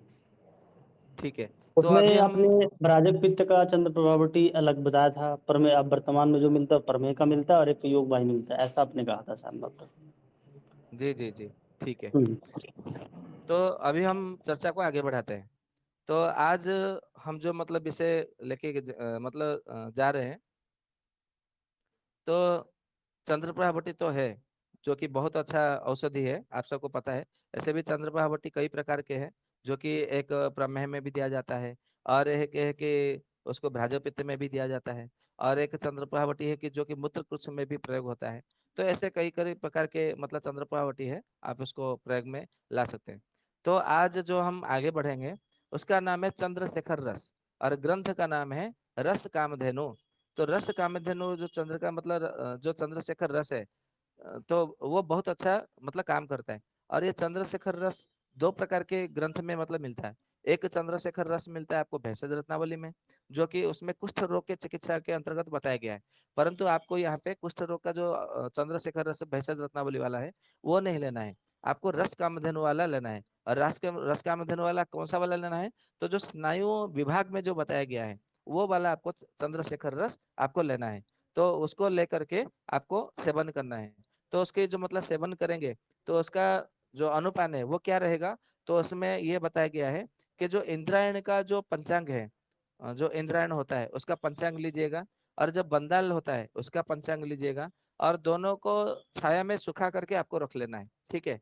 तो इसको सुखा करके रख लीजिएगा। इसमें से 1 चम्मच लेना है इंद्रायण का पंचांग, और ये बंदाल का पंचांग। ठीक है। दोनों का पंचांग जब मिश्रित करके रखेंगे, उसमें से 1 चम्मच लेना है। 10 मूल आपको 25 ग्राम लेना है, मतलब 2 तोला ले करके आपको उसमें आपको उबालना है, गाढ़ा बनाना है, कसाई करना है। और जब 1 गिलास पानी में उबालिए, जब आधा गिलास बचे तो उसको छान लेना है। और उसमें त्रिफला का चूर्ण 2 ग्राम, और बाकुची का जो शुद्ध बाकुची का चूर्ण है वो 1 ग्राम मिलाना है, मतलब 1 मासा। फिर उसके बाद में जो चंद्रशेखर रस आपने जो निर्माण किया है, उसमें से जो है आपको 1 मासा आपको लेना है। और इसको तीनों मतलब सबको मिला करके आपको सेवन करना है। तो कितने बार दिन में सेवन करना है? तो दिन में आपको 2 बार खाली पेट में सेवन करना है। तो ये बहुत अच्छा मतलब योग है। आप इसको प्रयोग में मतलब कर सकते हैं, ले सकते हैं। ठीक उसी तरह और एक उसी रस के मध्यनों में और रस राज सुंदर में एक औषधि बताया गया है, जिसका नाम है इंदु आनन रस। इंदु यानी कि चंद्र भगवान का ही मतलब नाम इंदु है। उसे शशि, इंदु, चंद्र, चंद्रमा, सुधाकर, सितांशु, सितास्तप, सितकर, ऐसे कई प्रकार के उनके नाम है। तो अपने अपने हिसाब से मतलब उनका नामकरण किया गया है, वो किया जाता है। तो यहाँ पे जो इंदु आनंद रस यानी कि इंदु आनंद यानी कि चंद्र के मुख की तरह ही आपको मतलब मुख हो जाएगा, मुखमंडल हो जाएगा। तो चंद्र मतलब जैसे कितना निर्मल दिखता है, द्योतक दिखता है, तो ऐसे ही मतलब ये दिखेगा। इसलिए संभवतः इंदु आनंद रस ऐसा मतलब उसका नाम किया गया है। तो ग्रंथ का नाम है रस कामधेनु और रस राज सुंदर। ये दोनों में मतलब बताया गया है। और रोग कौन सा प्रकरण है? तो स्नायु रोग में मतलब ये बताया गया है। और उसमें क्या क्या बताया है? कहा गया है कि शुद्ध पारद भस्म लेना है, मतलब शुद्ध पारद को भस्म करके वो लेना है। और उसमें अभ्रक भस्म मिलाना है, सहस्त्रपुटी वाला। ठीक है। तो उसके बाद में जो चित्रक का छाल है वो लेना है, और तीनों को बराबर मात्रा में लेना है। ये तीनों का जितना वजन होगा उतना ही वजन में आपको गंधक, शुद्ध गंधक लेना है। और ये जो शुद्ध गंधक होगा किसमें मतलब किया गया होगा? ब्राह्मी के रस में शुद्ध गंधक मतलब होना चाहिए अंतिम बार। मतलब आपको जब गंधक शोधन किया जाता है, तो दूध में घी के साथ में उसको उबाल करके शोधन किया जाता है। पोटली शोध में उसका शोधन करके शोधन किया जाता है। ठीक है। तो शोधन करने के बाद में ब्राह्मी के रस में घोट करके धूप में सूखा हुआ जो शुद्ध गंधक है वो वाला आपको लेना है। ठीक है। तो आपको 3 भाग मतलब लेना है। और 1 भाग पारद भस्म, दूसरा भाग सहस्त्रपुटी अभ्रक भस्म, तीसरा भाग चित्रक का छाल का चूर्ण, मतलब मूल का जड़ का छाल का चूर्ण। और 3 भाग जो है आपको शुद्ध गंधक लेना है, ब्राह्मी रस वाला। और इसको सबको मिला करके क्या करना है? जो काक उदुम्बर है, काक उदुम्बर यानी कि जिसको संस्कृत में कठोमर के नाम से भी जाना जाता है। ठीक है। तो काक उदुम्बर का दूध निकलता है, जब उसको फल को तोड़ेंगे तो उसमें से दूध निकलेगा। उस दूध में मिला करके आपको एक एक मासे की मात्रा में आपको सेवन करना चाहिए। और ये इसको भैरव मुख रस, भैरवानंद रस, चंद्रानंद रस के भी नाम से भी मतलब जाना जाता है। ठीक है। और ये रसदार सुंदर में ही कहा गया है कि ये इसी को चंद्रानंद रस, इसी को भैरव रस, इसी को भैरव आनंद रस, इसी को भैरव मुख रस, और इसी को इंद्र मुख, इंदु मुख रस भी कहा जाता है। ये एक ही औषधि के कई सारे नाम है, ऐसा रसदार सुंदर वाले ये बताते हैं। तो आप इसको प्रयोग में करेंगे तो निश्चित रूप से आपको उसका बहुत अच्छा परिणाम मिलेगा। और हाँ, इसको किसके साथ में लेना है, तो काकोदुम्बर के साथ में, दूध के साथ में लेना है। फिर उसमें रसराज सिंदूर में ये कहा गया है, यदि किसी को काकोदुम्बर का दूध यदि न मिले तो फिर ये आपको क्या करना है, तो उसमें ये कहा गया है, जो बाकुची है, बाकुची का जो बीज होता है, बाकुची का चूर्ण, वो हमारे स्नायुओं को बहुत ज्यादा बल देता है, ये ध्यान में रखिएगा। स्नायुओं को, कंडराओं को, शिराओं को, प्रशिराओं को, धमनियों को, नाड़ियों को, स्नायुओं को बल देता है। कौन देता है, ना बाकुची बल देता है। तो आप बाकुची का जब चूर्ण के साथ में, काढ़े के साथ में जब इसको सेवन करेंगे तो इसमें बहुत अच्छा ये परिणाम देगा। तो इसके लिए आप इसका प्रयोग प्रयोग अवश्य करिएगा। और ग्रंथ का नाम है रसराज सुंदर, ये अवश्य मतलब इसको ध्यान में रखिएगा। अभी दूसरा औषधि का नाम है, दूसरा औषधि का नाम मतलब नाम क्या है, तो औषधि का नाम है जंतुग्नि रस। जंतुग्नि रस के मतलब नाम से इसको मतलब जानते हैं। तो ये ग्रंथ का नाम है रस रत्न समुच्चय, ये बागभट्ट जी का लिखा हुआ ग्रंथ है। तो रस रत्न समुच्चय का उत्तरखंड में ये जो 20वां अध्याय है उसमें बताया गया है, 20 अध्याय में। तो उसमें कहा गया है शुद्ध पारद और शुद्ध गंधक एक एक भाग लेना है, और मंड्र भस्म ये दोनों का मिला हुआ 7वां भाग लेना है। मतलब मान लीजिए कि आपने शुद्ध पारद शुद्ध गंधक एक एक तोले की मात्रा में लिया, 2 तोला, मतलब 2 तोला कितना, 24 ग्राम हो जाएगा। तो इसका मंडूर भस्म आपको 7वां भाग, यानी कि आपको 3 या 3.5 ग्राम की मात्रा में आपको लेना है। तो तीनों को मिला करके आपको घोटना है। कितना तक, एक पहर तक आपको मतलब घोटना है। ठीक है। तो इसको घोटते हुए कितने एक पहर तक घोटना है। फिर उसके बाद में 2 दिन तक मूसा कर्णों के मतलब रस में जो मूसा करनी है, फिर उसके मतलब 2 दिन तक उसको घोटना है। जो इंदुर करनी, मूसा करनी, इंदुर कानी, ऐसा नाम से मतलब जाना जाता है। ये जो लता लता के हिसाब से होती है, लता के रूप में दिखता है, लता के रूप में। ये जैसे मतलब इंदुर होता है, चूहे को मतलब मतलब कहा जाता है। तो जो चूहे का कान जैसे दिखता है, ये उसके पत्ते ऐसे ही दिखते हैं बिल्कुल। इसीलिए उस पौधे का जो लता का नाम है वो इंदुर कारणी, मूसा कारणी ऐसा के मतलब नाम से जाना जाता है। तो उसके पत्ते के रस के साथ में 2 दिन तक फिर घोटना है। फिर उसके बाद में जो है जितना मतलब आपने औषधि हुआ, तो उतने ही मात्रा में आपको अजवाइन का चूर्ण मिला करके फिर से एक दिन जो है शुद्ध भल्ला तक के काढ़े में आपको घोटना है। उसके बाद में पलाश के जो बीज है, शुद्ध बीज वो लेना है, समुद्र फल लेना है, जायफल लेना है, को शुद्ध कुचला लेना है, स्वर्ण मैक्सिक भस्म लेना है। इन सब का जो है एक एक भाग लेना है, मतलब एक एक तोला की मात्रा में लेना है। फिर वायु वेदन का चूर्ण लेना है, इन सब के बराबर। इस सबको मिला करके जो है आपको फिर से बांस का पत्ता, जो बांस होता है पौधा, उसके पत्ते के रस के साथ में घोटना है एक दिन। फिर दूसरे दिन नीम के छाल के रस के साथ में घोटना है। तीसरे दिन फिर बांस के पत्ते के रस के साथ में घोटना है। तीसरे दिन गाय वर्ण के काढ़े से आपको फिर उसे घिसना है। फिर उसके बाद में 5वें दिन सौंठ के काढ़े से, छठे दिन काली मिर्च के काढ़े से, 7वें दिन पीपल के काढ़े से, 8वें दिन नागरमोथे के काढ़े से। इस प्रकार से आपको घुटाई करनी है। जब एक प्रकार से हो जाएगा तो आपको ऐसे 7 बार दोहराना है। या तो फिर आप ऐसा कर सकते हैं, एक एक काढ़े के 7 7 बार, 7 7 दिन भी आप इसको घुटाई कर सकते हैं। तो ये घुटाई करते करते जब आपका बन करके तैयार हो जाएगा, और इसको बनाने में 2 महीने लगेंगे, 60 दिन। ठीक है। तो इसको घोटते के घोटते मतलब जब औषधि बन जाएगी, तो उसके बाद में फिर मुरबा रस और अदरक का रस में 3 3 दिन तक घोट करके उसको रख लेना है। और उसको अश्वगंधा रिष्ट के साथ में, और नींब के अर्क के साथ में, या तो फिर नीम के छाल के काढ़े में अश्वगंधा रिष्ट मिला करके, इसमें से आपको जो है एक एक मासा के साथ में सेवन करना है। दिन में 2 बार सेवन करना है। यदि आप इसको सेवन करते हैं तो ये कैंसर में भी बहुत अच्छा ये लाभ करेगा, फायदा करेगा, ऐसा कहा जाता है। तो इसको बहुत अच्छा मतलब प्रयोग कर सकते हैं आप इसमें। मतलब प्रयोग करेंगे तो ये तो साधारण लोगों के लिए थोड़ा कठिन है, परंतु जो वैद्य है उनके लिए ये कोई कठिन कार्य नहीं है, तो कर सकते हैं। दूसरा एक ग्रंथ है जिसका नाम है रसराज सुंदर का ग्रंथ का नाम है। और औषधि का जो योग का नाम है ज्योतिपुंज रस है। ये भी मतलब रस औषधि है। तो ज्योतिपुंज रस में मतलब ये क्या क्या बताया गया है कि शुद्ध पारद का भस्म लेना है, और अभ्रक का जो भस्म सहस्त्रपुटी वाला लेना है, और दोनों को एक एक तोले की मात्रा में लेकर के बेलपत्र के रस के साथ में एक दिन, फिर नील जो पौधा है उसके पत्ते के रस या तो छाल के रस में एक दिन, फिर थोड़ा सा घी डाल करके एक दिन, और मालकंगनी के पत्ते का रस में एक दिन, नीम के छाल के साथ में एक दिन, और एक दिन जो है कपास का बीज का काढ़े के साथ में घोट घोट करके जो है आपको सुखा करके रख लेना है। और इसको एक एक मासे के प्रमाण में आपको उसको सेवन करना है। तो किसके साथ में सेवन करना है?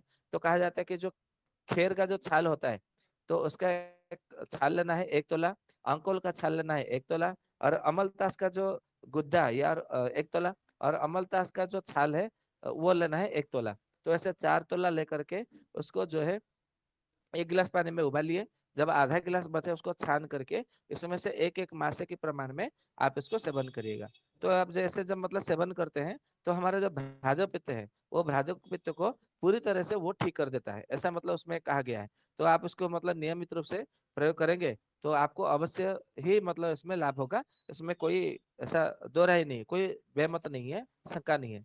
उसके बाद में जो है रस कामधेनु का ही एक औषधि है, और वो कुष्ठ रोग के चिकित्सा में बताया गया है। ठीक है। तो कुष्ठ रोग के चिकित्सा में ऐसे तो कई सारे प्रयोग है, परंतु उसमें एक प्रयोग बताया है जिसका नाम है तांडव रस।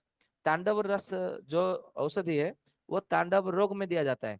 ठीक है। तो तांडव रोग मतलब क्या है कि ये हाथ पैर सुन्न पड़ जाना, और हाथ पैर के जो नसें वो खिंचाई होना, और मतलब कोई चीज पकड़ रहे, कोई वस्तु पकड़े हुए है, और परंतु वो अचानक ही हमारे हाथ से छूट जाए, गिर जाए, और पता नहीं मतलब दिमाग काम कर रहा है या नहीं कर रहा है, और स्मरण शक्ति की कमी होना, और बात करते करते उसका जो मतलब मुंह है वो अपने आप में बंद हो जाना, और आंखें अपने आप में बंद हो जाना, और धीरे धीरे दिखाई कम देना, धातु की शक्ति जो धातु है वो कम हो जाना धीरे धीरे धातु क्षय अधिक मात्रा में करने के कारण, और धीरे धीरे इतनी दुर्बलता आ जाना कि खड़े भी नहीं हो पाना, और बैठ भी नहीं पाना, और सोते हुए व्यक्ति उठ भी नहीं पाएगा। इतना मतलब जो ज्यादा दुर्बलता आ जाती है।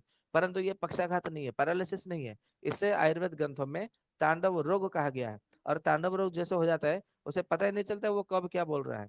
वो हर किसी के ऊपर अविश्वास करता है। वो सात्विक जो बोलता है ना कि मैं आस्तिक हूँ, आस्तिक और नास्तिक बोलते हैं, तो धीरे धीरे धीरे वो नास्तिक बने ही जाता है। उसका जो मन है वो नास्तिकता की और ही गति करती है।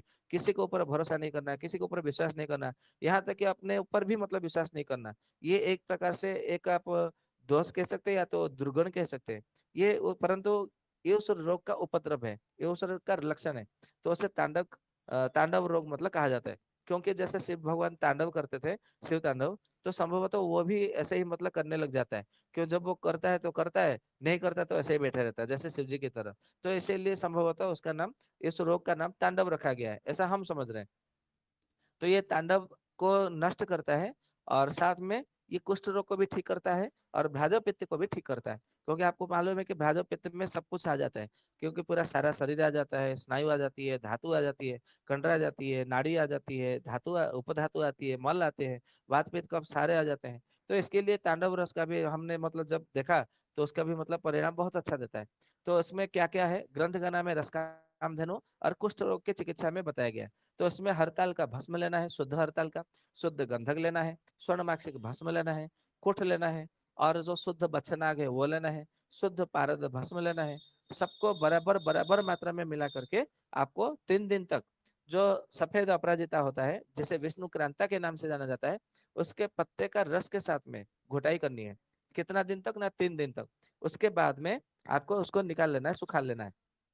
ठीक है, धूप में एक दिन सुखा लेना है। सुखा करके आपको शीशी में भर करके रख लेना है। और उसमें से डेढ़ डेढ़ मासा के प्रमाण में, डेढ़ डेढ़ मासा यानी कि 1.5 1.5 ग्राम, आप 2 ग्राम के हिसाब से भी ले सकते हैं। उसको गौमूत्र के साथ में मतलब आपको सेवन करना है। और उसके बाद में बाकुची का चूर्ण को शहद में मिला करके चाटना है, ये आपको करना है। तो ये क्या होगा, ये इसमें मतलब कुष्ठ रोग को भी ठीक करता है, तांडव रोग को भी ठीक करता है, और साथ में आपका जो भ्राजव पित्त विकृत हुआ है उसको भी ये निश्चित रूप से बहुत अच्छा ये परिणाम देता है। तो आपको इसको मतलब निश्चित रूप से आपको इसका प्रयोग करना ही चाहिए। ग्रंथ का नाम है रस कामधेनु। ठीक है, अभी हम आगे बढ़ते हैं। एक और एक औषधि का नाम है जिसका नाम है तारकेश्वर गुटिका। अब ये तारकेश्वर के नाम से तो बहुत सारे औषधि है।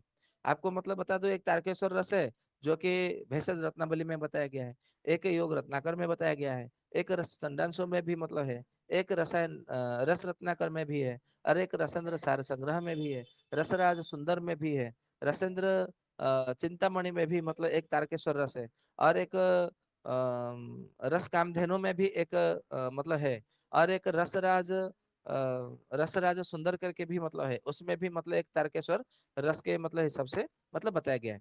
परंतु आज हम मतलब जो बात करेंगे वो जो है रस रत्नाकर, ये मतलब ग्रंथ का मतलब है, तो उसमें से हमने मतलब लिया हुआ है।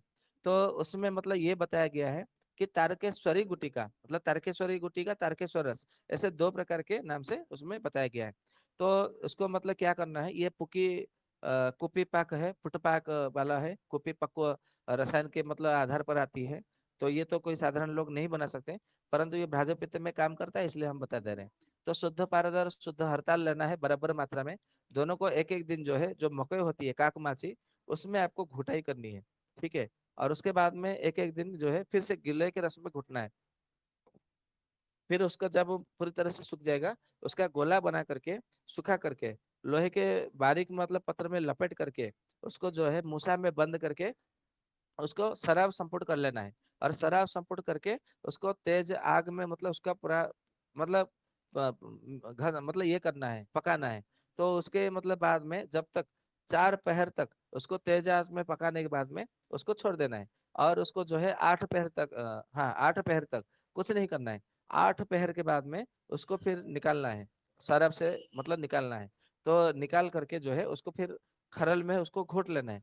जब वो चूर्ण बन जाएगा तो उसको रख लेना है।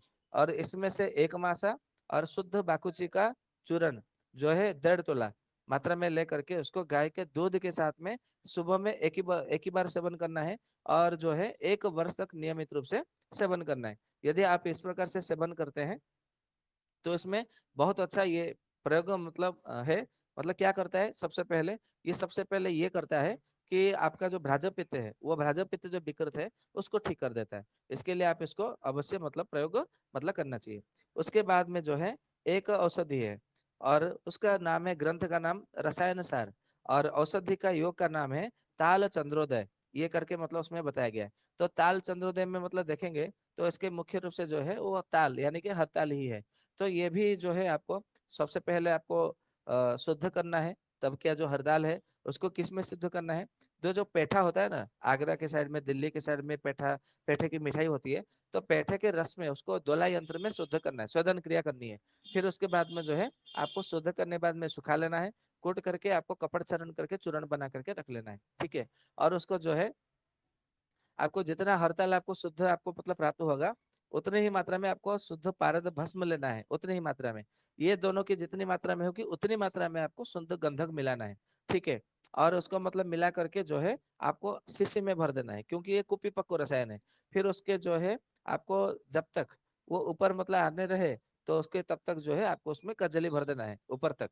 ठीक है, और ऊपर मतलब करजली भर के रख ले करके आपको ऊपर जो है उसको पैक कर देना है, शीशी को लगा करके, डाट लगा करके। और तेज आंच में, कभी तेज आंच, 1 पहर तेज आंच, 1 पहर धीमी आंच, फिर 1 पहर तेज आंच, ऐसे मतलब बार बार तक मतलब करते रहना है।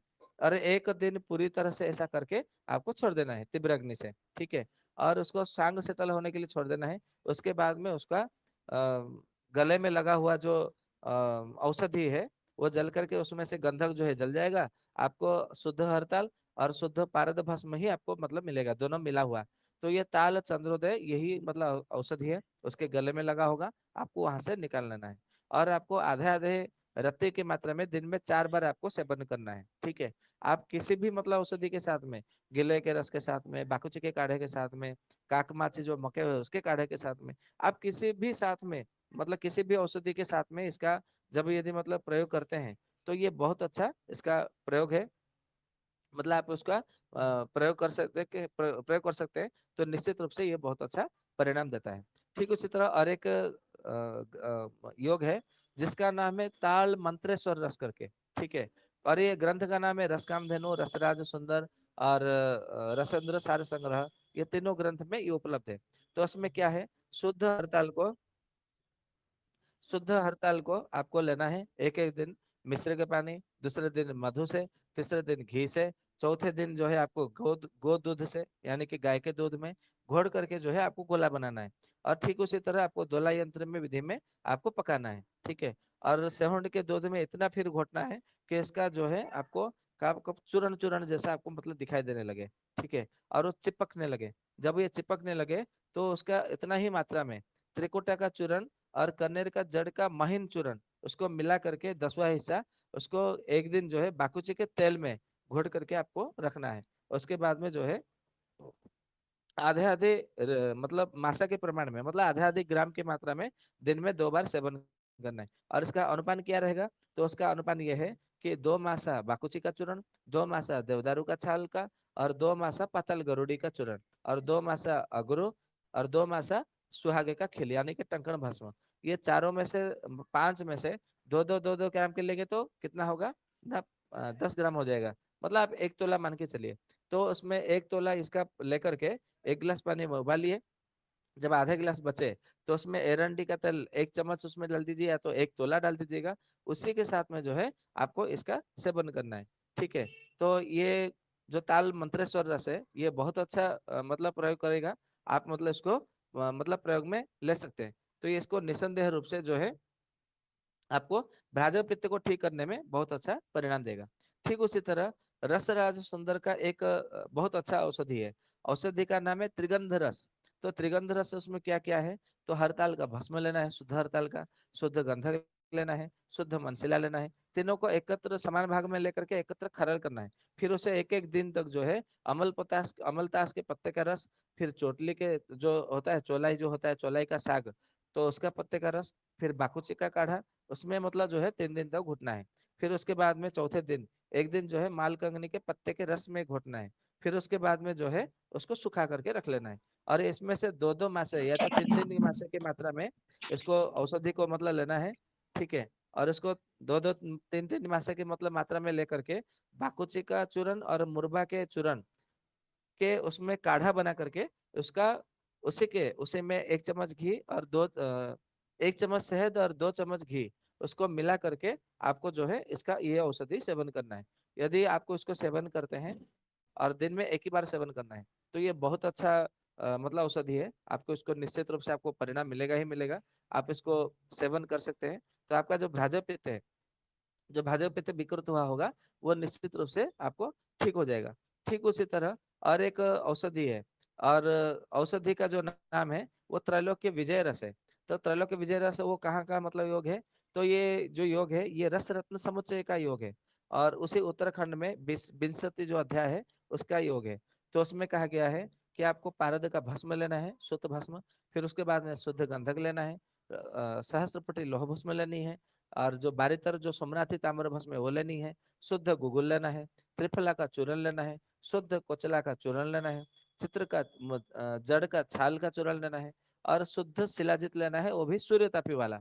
और ये सबको बराबर मात्रा में लेकर के वरुण के छाल के काढ़े में मिला करके फिर एक दिन जो है चावल का जो मांड है उसमें पका करके आप उसको घोट करके सुखा करके रख लेना है। और उसको जो है आपको आधी आधी मासा के प्रमाण में बाकुची या तो फिर त्रिफला का काढ़ा, बाकुची का काढ़ा या तो त्रिफला का काढ़ा, ये दोनों में से कोई एक औषधि के साथ में आप उसको सेवन करने के लिए देना है। तो इसमें कहा गया है ये तो कुष्ठ रोग को नष्ट नष्ट करता है, साथ में ये जो रस है ये एक प्रकार से जो है रसायन का भी काम करता है। और ये भ्राजक पित्त को भी ठीक करता है, स्नायु दुर्बलता को दूर करता है, वात रोग में भी रामबाण की तरह काम करता है। इसके लिए आप इसका जब प्रयोग करेंगे तो निश्चित रूप से आपका अग्निमांद्य दूर होगा, अजीर्ण दूर होगा, भ्राजक पित्त को ठीक करेगा, कुष्ठ रोग को भी ठीक करेगा, और ये रसायन की तरह भी आपको मतलब फायदा करेगा। तो ये था आज कुछ मतलब आपको बताने के लिए। तो आशा करते हैं आप लोग को बहुत अच्छा लगा होगा आज का। तो निश्चित रूप से तो यदि आप लोग को कुछ पूछना हो तो आप मतलब पूछ सकते हैं कम समय में।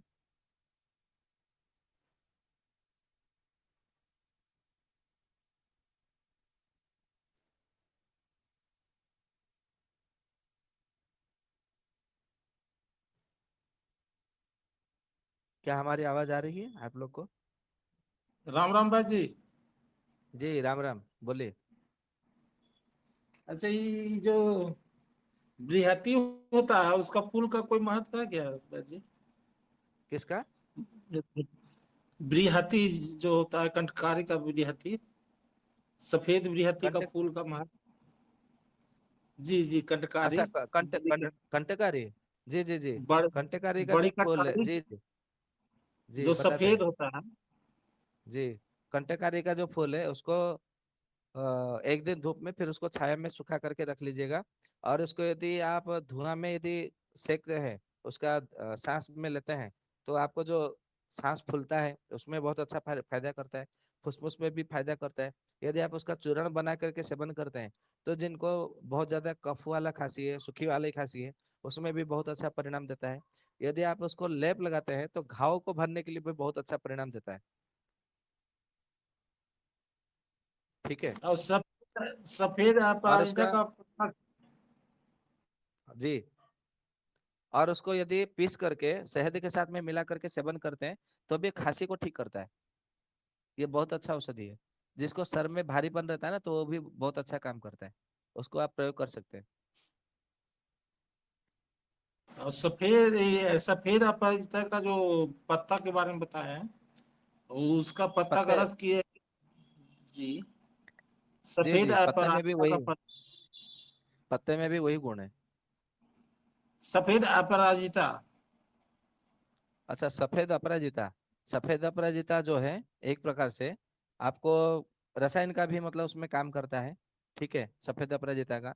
और एक सफेद अपराजिता का ये काम करता है, उसके पत्ते का रस सर्दी को भी ठीक करता है, सर दर्द को भी ठीक करता है। उसके पत्ते का रस केवल सूंघने मात्र से, नशे देने मात्र से, यदि आपको मतलब किसी को शरीर में खुजली हो रही है या तो दाद है, तो भी उसका सफेद अपराजिता या तो नीली अपराजिता का पत्ते का रस केवल लगाने मात्र से भी ठीक हो जाता है।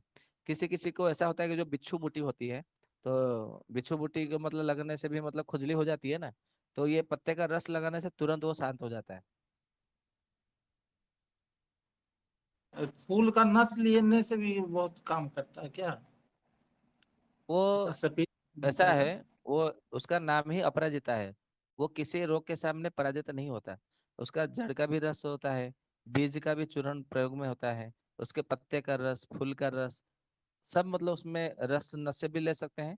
तो उसमें बहुत अच्छा परिणाम देता है, खांसी में भी, श्वास में भी, सर दर्द में। और उसमें और कौन सा, हाँ, ये जो मतलब दर्द रहता है ना, गठिया वाला जो जोड़ों वाला संधिवात होता है, उसमें भी बहुत अच्छा परिणाम देता है। जी, जी, धन्यवाद भाई। जी जी, राम राम।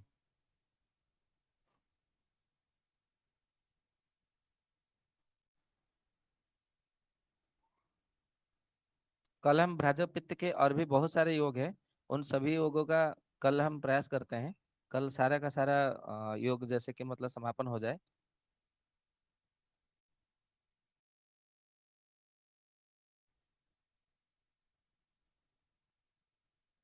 किसी को और कुछ जी कोई राम शंका राम, है, कुछ कोई शंका। प्रश्न?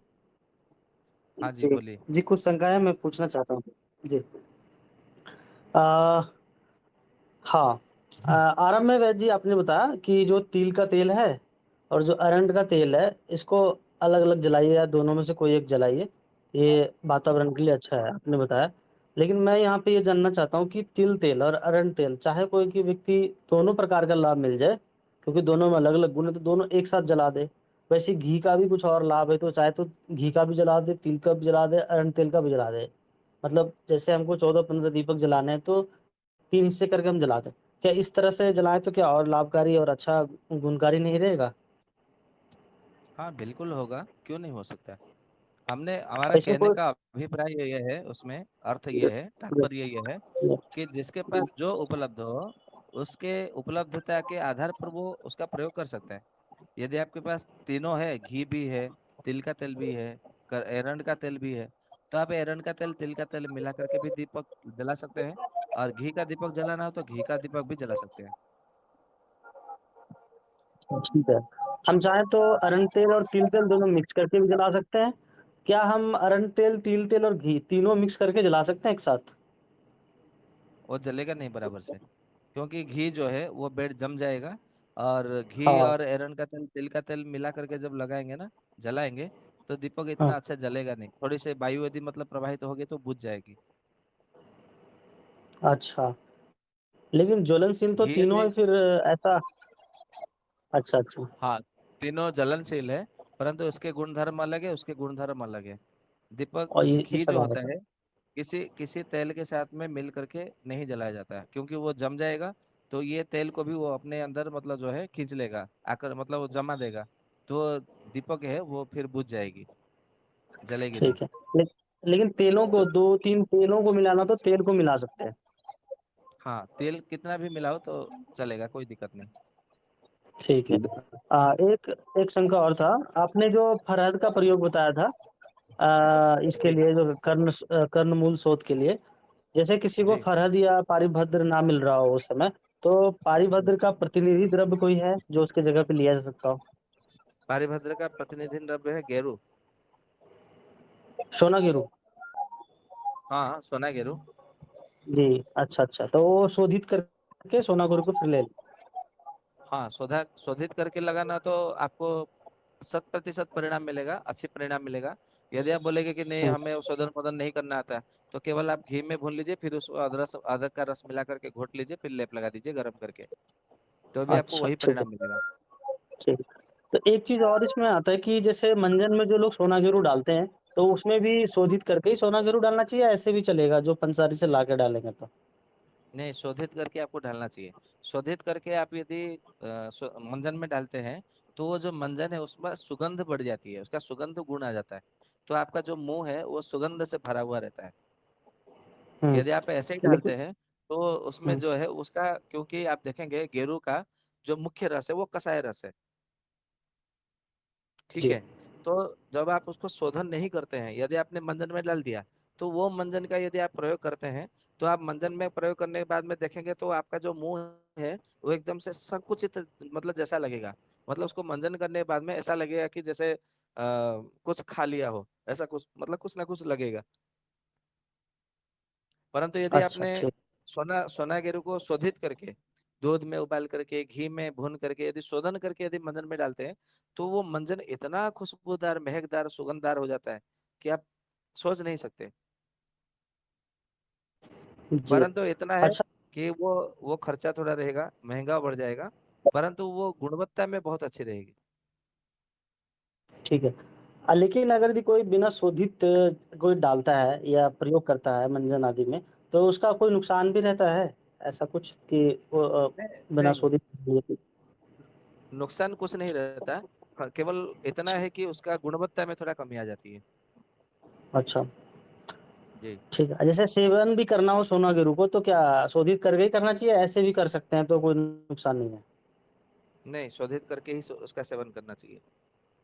अच्छा, जैसे एक बार आपने बताया था कि पानी में भिगो के उसका पिया जाता है कुछ रोगों में, तो उसमें भी शोधित सोना गिरू चलेगा? शोधित करेंगे पहले फिर भिगो के पिएंगे? उसमें, हाँ, उसमें जो हमने बताया था, हमें अच्छे से याद है, वारी वर्ग के अंतर्गत जल के विषय में जी। चर्चा हुई थी, तो बताया था। हुँ, तो उसमें हुँ। हमने ये कहा था कि उसको पानी में आपको शाम को डाल देना है, और सुबह उसको ऊपर को नितार करके आपको वो पानी पी लेना है, ठीक है। जी, तो उसमें शोधित तो डालने की उसको, ज़रूरत नहीं है?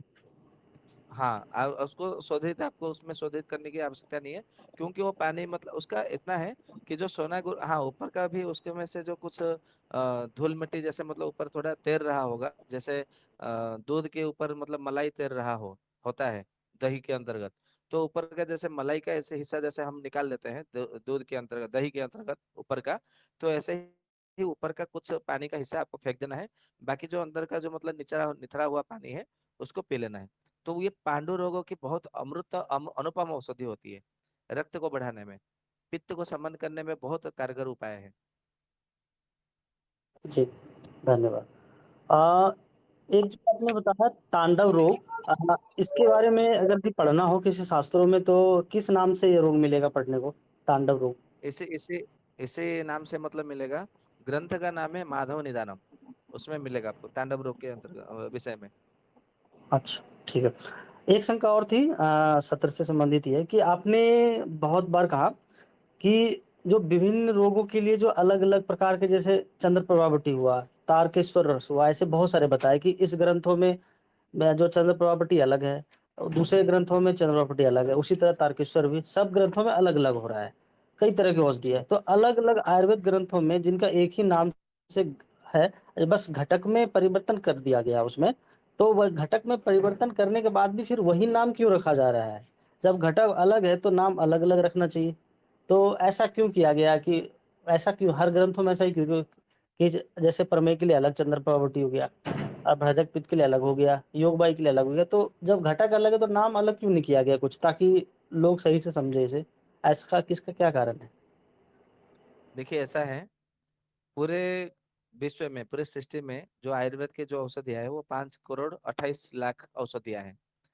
यदि एक एक नाम यदि अलग अलग होता तो संभवतः 5 करोड़ 28 लाख नाम होते उसके। तो संभव है, जाहिर है, मतलब ये स्वाभाविक है कि जब औषधि मतलब निर्माण किया गया, उसके नामकरण किए गए, तो एक एक नाम से मतलब अनेक अनेक औषधि मतलब मिलना, ये तो स्वाभाविक है। इसमें कोई शंका नहीं करना चाहिए इसमें, क्योंकि इतने सारे औषधि का नाम 5 करोड़ 28 लाख नामकरण कैसे होता है? ये तो फिर मतलब होगा ही ना, मिश्रण तो होगा ही। और दूसरी कारण ये है कि जब औषधि, जब कोई घटक जब उसका बनाते थे, वात पित्त कफ के आधार पर औषधि का मतलब निर्माण होता है। आप भी उसका निर्माण मतलब कर सकते हैं, नए नए औषधि का आविष्कार कर सकते हैं, उसमें कोई शंका नहीं है। मतलब नए नए क्या, ये हमको पता नहीं है कि हमें लगता है ये हमने नया पैटर्न मतलब कर लिया, परंतु 5 करोड़ 28 लाख की औषधि में ही वो सारा का सारा योग ही होता है। परंतु हमें लगता है कि हमने ये पहली बार सुना है, तो ये हमने ये प्रयोग किया करते करते, और ये अच्छी औषधि है, तो हमारा पेटेंट है। वास्तव में ऐसा नहीं है, सब कुछ पुरातन ही है, नया कुछ नहीं है। हाँ, हमें पता नहीं है, ये हमारी दुर्बलता है, इतना है। क्योंकि हमें अभी तक हमने 5 करोड़ 28 लाख के औषधियों के योग जो है मतलब देखने को नहीं मिला है, ये हमारी दुर्बलता है। तो उसमें जो नामकरण किया जाता है कैसे होता है, कुछ द्रव्य लिए जाते हैं, तो जिन जिन, जैसे कि मतलब मान लीजिए कि अजमोदादि चूर्ण, तो उसका जो घटक का जो है, सबसे पहला घटक है वो अजमोदा होता है। उसके बाद में अन्य अन्य घटक मिला करके उसमें औषधि का निर्माण होता है। तो इसीलिए उन्होंने नाम रख दिया अजमोदा आदि चूर्ण। मतलब सबसे पहला अजमोदा लेना है, उसके बाद में अन्य अन्य औषधियां लेकर के करना है। तो आप देखेंगे अजमोदा आदि चूर्ण आयुर्वेद में कितने सारे प्रकार के हैं, इसमें कोई शंका नहीं है। फिर उसके बाद में एक औषधि में नाम बता दूं, जैसे कि मतलब गुड़ुच्यादि चूर्ण। तो गुड़ुच्यादि चूर्ण जो है, सबसे पहले गुड़ुची लेना है, उसके बाद में अन्य अन्य औषधि लेनी है, क्योंकि गुड़ुची आदि चूर्ण। तो ऐसे करके उन्होंने नामकरण बहुत सारे मतलब कर दिए गए। ठीक उसी तरह जो चंद्र प्रभा बटी है, चंद्र जो नाम है, एक नाम होता है कपूर का नाम है चंद्र, ठीक है, चंद्र का नाम है कपूर। तो जिसमें कपूर को सबसे पहले लेकर के, या तो औषधि जब निर्माण हो गया, उसमें कपूर का जल से सिंचन करके घुटाई करके जब जब तक नहीं हो जाता, तब तक वो औषधि संपन्न नहीं होता। तो इसके लिए उसका नाम जो है, कपूर का प्रभा से युक्त ना हो तो ये औषधि अधूरा है, संपन्न नहीं होता। इसीलिए एक औषधि का नाम उसमें चंद्र प्रभा रख दिया। मतलब चंद्र यानी कि कपूर, कपूर को चंद्र कहा जाता है। क्योंकि नामकरण से मतलब आपको आनंद आना चाहिए। कपूर प्रभा चूर्ण, या तो कपूर रस युक्त चूर्ण, मतलब बट्टी का, तो सुनने में मजा नहीं आता है। परंतु चंद्र प्रभा, ये नामकरण ही मतलब कितना आह्लाद प्रदान करने वाला होता है। इसलिए कपूर का एक नाम चंद्र है, और उसका प्रभा से युक्त होता है। प्रभा यानी कि उसके रस से और उसके बल से युक्त होता है वो औषधि, इसीलिए उसका चंद्र प्रभा नाम है। और एक औषधि है चंद्र यानी कि शिलाजीत। शिलाजीत का एक नाम चंद्र है, तो उसमें शिलाजीत युक्त होने से ही वो औषधि संपन्न होती है। इसीलिए संभवतः उसका चंद्र प्रभा, यानी कि शिलाजीत का शक्ति से ये संपन्न है, इसीलिए उसका नाम चंद्र प्रभा है। और एक ऐसे ही मतलब चंद्र का अन्य अन्य पर्यायवाची नाम है। तो ऐसे करके करते उन्होंने नामकरण किया है। ठीक है। जी जी धन्यवाद। राम राम भैया। जी राम राम भैया।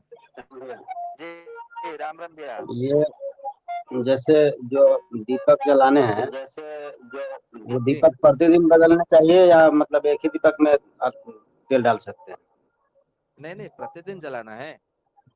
प्रतिदिन आपको कम से कम दीपक 14 दिन। बदलने के लिए भैया, जलाने के बाद मिट्टी के दीपक में जलाने हैं, तो वो प्रतिदिन दीपक बदले जाएंगे या वही दीपक रहेंगे? नहीं नहीं, वही दीपक रहेंगे, आपको बदलने की आवश्यकता नहीं है, उसी दीपक से आपका जी। काम बन जाएगा। केवल बत्ती लगाना है और तेल नया डालना है। जी जी जी, बस इतना ही करना है। जी। सरसों तेल का दीपक जलाना जी सही रहता है। क्या रीसाउंड हो रहा है? सरसों तेल का ध्वनि दीपक हो रही जलाया जा सकता है अच्छे से। हाँ, सरसों का तेल से दीपक जलाया जा सकता है, परंतु अभी जो परिवेश है इसमें सरसों का तेल का दीपक न जला करके आप तिल का तेल या तो एरंड का तेल से दीपक जलाइए, वो अच्छा रहेगा। ऐसा कहा जाता है, जी तिल का तेल जो है वो आपके अंदर सकारात्मक ऊर्जा लाने वाला है, और जो एरंड का तेल से जो दीपक है वो लक्ष्मी को खींचने वाली है। लक्ष्मी यानी कि आरोग्य को खींचने वाली है, आपको आरोग्य, श्री, ऐसे ये सब प्राप्त होने वाली है। तो इसके लिए आप या तो एरंड का तेल से दीपक जलाइए या तो तिल के तेल से। जी ठीक।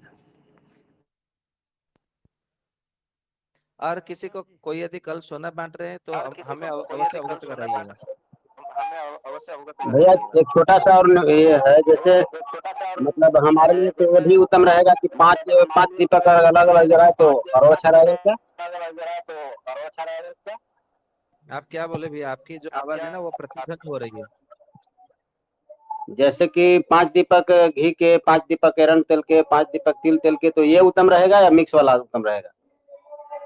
बढ़िया रहेगा, बहुत अच्छा रहेगा। जी जी राम जी, राम जी। बहुत धन्यवाद। जी राम जी, राम राम जी। हाँ जी, राम राम।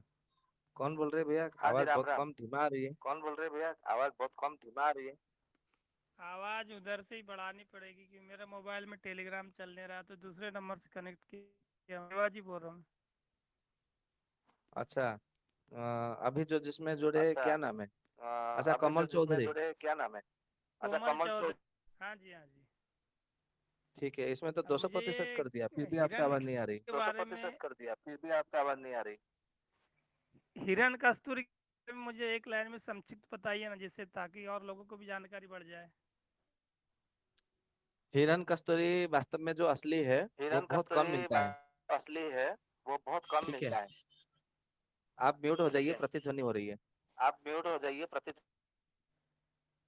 हाँ, तो जो हिरन का जो नाभि है, कस्तूरी, वो ऐसा कहा जाता है कि वो दरिद्र नाशक है, अलक्ष्मी नाशक है, और जितने सारे जो रोग है वो सभी रोगों का दूर करने वाला है, और आलस्यता नाशक है, और एक ऐसा है कि मन को प्रफुल्लित करने वाला है, वीर्यवर्धक है, पराक्रमशीलता को लाने वाला होता है, और फुर्तीदायक होता है, आह्लाददायक होता है, और मन को प्रसन्नता करने वाला होता है, स्मरण शक्ति वर्धक होता है, बल, बपु, वीर्य से ओज, तेज आदि को मतलब बढ़ाने वाला होता है। और ऐसा कहा जाता है कि उसमें अपस्मार का जो रोग है, उसका अपस्मार का कीटाणु को पूरी तरह से जड़ से समाप्त करने की क्षमता है। परंतु असली वाला मिले तो ना, आजकल इतना हिरन की मात्रा ही नहीं है, तो फिर आपको हिरन की नाभि की कस्तूरी कहाँ से इतना मिलेगी? तो हमारे सुनने में आया है कि कुछ केमिकल उसको मिला करके, जड़ी बूटी का कुछ रस उसमें मिला करके, सुगंधदार बना करके, बिल्कुल कस्तूरी जैसा उसको जो है ये बाजार में बिक रहा है। और जो ये जो असली कस्तूरी आती है, क्योंकि मैं आप जितना मुझे जानकारी है मैं बता दूं, तो हमारे उड़ीसा में उत्कल में जो जगन्नाथ जी जो मंदिर है, जगन्नाथ जी के मंदिर में जो रथ यात्रा होती है ना, रथ यात्रा के समय में प्रतिदिन जो 9 दिन तक उनका जो लेपन होता है माथे में, ठीक है, वो गोरोचन, कस्तूरी, और असली गोरोचन, असली कस्तूरी, और एक चीज उसमें मिलती है, अगरू, काला अगरू का तेल, ये तीनों को मिला करके सुगंधदार एक प्रकार से एक टीका बना करके उनको माथे पे ये चंदन का टीका लगाया जाता है। ठीक है, चंदन के साथ में ये 9 दिन तक, 10 दिन तक और निरंतर मतलब होता रहता है। तो उस समय जो है, जब से वो जगन्नाथ जी की मतलब रथ यात्रा हो रही है, तो मंदिर मतलब निर्माण हुआ है, तब से ये नेपाल से आ रहा है, और अभी भी नेपाल से उसी समय आ रहा है। तो हमारे ऐसे ही मतलब कोई वहां पे परिचय थे, तो हमने पूछा कि अच्छा जो नेपाल से आ रहे हैं तो उसका क्या मूल्य है? तो उन्होंने बताया जो असली वाला जो कस्तूरी है, वो एक मासे का, 1 ग्राम का 12,000 रुपया उसका मूल्य होता है। परंतु आजकल यदि हम देखेंगे कस्तूरी असली वाला, वो इतना, यदि आप किसी को बताएंगे तो नकली को ही इतना मतलब महंगे करके वो बेचेंगे, इसमें कोई शंका नहीं है। परंतु असली वाला मिल कहाँ रहा है, मिलता कहाँ है? क्योंकि असली और नकली में कैसे पहचान कराया जाए, तो इसके विषय में एक ग्रंथ है, जिस ग्रंथ का नाम है संस्कृत निघंटु। ये हमने मतलब कस्तूरी के विषय में वहां पे असली नकली पहचान करने की जो सूत्र है वो उसमें बताया गया है। ग्रंथ का नाम है सौश्रुत निघंटु, ठीक है, उसमें बताया गया है। उसमें ये कहा गया है कि एक व्यक्ति अपने दाएं हाथ में कस्तूरी को धारण करे, मतलब पकड़े, मुट्ठी में बांध करके रखे। उसके बाएं हाथ को किसी और दूसरे व्यक्ति ने उसको अपने दाएं हाथ से उसको पकड़े, उसके मुट्ठी भर के, मुट्ठी को मतलब बांध करके पकड़े। फिर उसके बाएं हाथ को दूसरे व्यक्ति, उसके उसके बाएं हाथ को तीसरे व्यक्ति।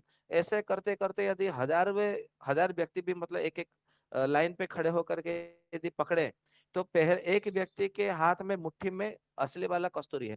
तो जो हजारवा वाले जो व्यक्ति है, यहाँ से लगभग कितना 1 किलोमीटर तक तो व्यापक हो जाएगा। जो लंबाई में मतलब देखेंगे तो दूरता में 1 किलोमीटर तक चला जाएगा, अतिक्रमण करते हुआ चला जाएगा। तो जो हजारवा वाला जो व्यक्ति है, उसके हाथ को, बाएं हाथ को यदि मतलब सूंघेंगे तो आपको कस्तूरी का सुगंध उसके हाथ में मुट्ठी में से आएगी। तो वो जो होता है वो असली वाला कस्तूरी होती है। परंतु हमने हजारों व्यक्ति तो छोड़िए, जो बाजार में जो मिलता है पंसारी के वहां पे, हमने 5-6 व्यक्तियों के आधार पर हमने परीक्षण किया, तो भी ऐसा कोई सुगंध हमें मिला नहीं। और ग्रंथ का नाम है सौश्रुत निघंटु, ठीक है जी। तो बाकी असली नकली कहाँ से कैसे क्या मिलता है, कहाँ से आता है, उसके विषय में थोड़ा संदेह है। और एक बात बता दूं, यदि कस्तूरी को घोल करके पानी में चंदन के मलय चंदन के साथ में कस्तूरी को घोल करके यदि एक एक रत्ती के प्रमाण में यदि कोई सेवन करे केवल 3 महीना, तो उसका कैसा भी प्रमेह हो, मधुमेह, वो जड़ से समाप्त हो जाएगा, ऐसा उसमें सौश्रुत निकटों में लिखा है। अभी देखिए कस्तूरी मिल नहीं रहा है असली वाला, तो मधुमेह कहाँ ठीक होता है, नहीं ठीक होता है। क्योंकि आजकल कोई पंचकर्म चिकित्सा नहीं करा रहे हैं, पैसे के लालच में, लोभ में खर्चा बहुत ज्यादा हो जाता है। फिर उस बाद में असली कस्तूरी नहीं मिलती है। अफीम, कस्तूरी, ये सब मतलब जब युक्त औषधि सेवन करेंगे, घी अधिक मात्रा में सेवन करेंगे, दूध, दही, छाछ, मट्ठा, तो उसका जो मतलब माखन मिश्री, उसका जो डायबिटीज है पूरी तरह भाग जाएगा। परंतु असली वाला देसी गाय का मिले तो ना, गाय ही नहीं है, तो फिर आप चिकित्सा मतलब कैसे करेंगे, ठीक है जी। गोरोचन भी तो बहुत अधिक मात्रा में दुर्लभ है, तो फिर कैसे उपलब्ध होता है और मार्केट में बिकता है जी? उसमें कुछ केमिकल युक्त कुछ जड़ी बूटियों का रस में मिला करके ऐसे कैसे करते हैं उसका तो हमने कहीं किसी ग्रंथ में पढ़ा था, अभी स्मरण नहीं है। परंतु वो नकली वो बनाया जाता है। और आपको नकली असली में बिल्कुल फर्क ही नहीं पड़ेगा, मतलब पता ही नहीं कर पाएंगे कि ये असली है कि नकली है। क्योंकि हमारे यहाँ गौशाला में एवरेज एक साल में 2-4 गाय बूढ़ी मरी जाती हैं हम्म। अपनी पूरी आयु पूरी करने के बाद, और आजू बाजू में भी। तो ऐसा है, हमें आज तक ऐसा कुछ यानी कि जहाँ उनको यानी कि मिट्टी में उनके जो अंतिम संस्कार किया, ऐसा कभी कुछ ऐसा कुछ भी ऐसा नहीं, या गोरोचन जो किसी होता है, गाय की ऐसी जब पहचान गो हो जो कि गोरोचन जो होता गो है, माता, हाँ। जब गो माता, आप म्यूट हो जाइए। हाँ, जब गो माता का जो पित्त के थैली में जो होता है ना, वो गोरोचन होता है, ठीक है। मतलब रोचन, गो यानी कि गाय, रोचन यानी कि मसाला। आपको पहले से पता हो जी, क्योंकि जब हम भ्राजक में चर्चा कर रहे थे, तो हमारे रसोई घर में 16 प्रकार की रोचन यानी कि मसाले हैं, ये हमने पहले से बताया था। तो रोचन यानी कि मसाले को संस्कृत में रोचन कहा जाता है। तो ये मसाला कहाँ होता है, तो उसी भ्राजक पित्त के अंतर्गत, मतलब जो जठराग्नि के पास में मतलब उनका रहता है, पित्त की थैली जो मतलब रहता रहता है उनके पास में। तो पित्त की थैली में ये जो पित्त है जम करके जब एक प्रकार से मसाला जब रोचन बन जाता है, तो कभी कभी जो छींक देते हैं गौ माता, तो छींकने के कारण वो उनका पित्त कोश से बाहर निकल करके आ जाती है, ठीक है। और उनका 2 पाकस्थली होता है। तो ये जो पहला जो पाकस्थली, वो उसी पाकस्थली के आसपास ही की गोरोचन का निर्माण होता है। ये उनका मतलब पित्त ही है और कुछ नहीं है, ठीक है। तो ये छींक से आती है। बाकी आपको ये थोड़ी थोड़ी मात्रा में मिलेगा, तो आपको बड़े सावधानी से, आपको जब वो छींकती है तो उसको देखना पड़ेगा, अनुसंधान करना पड़ेगा, तब जाके आपको मतलब उपलब्धि हो सकती है।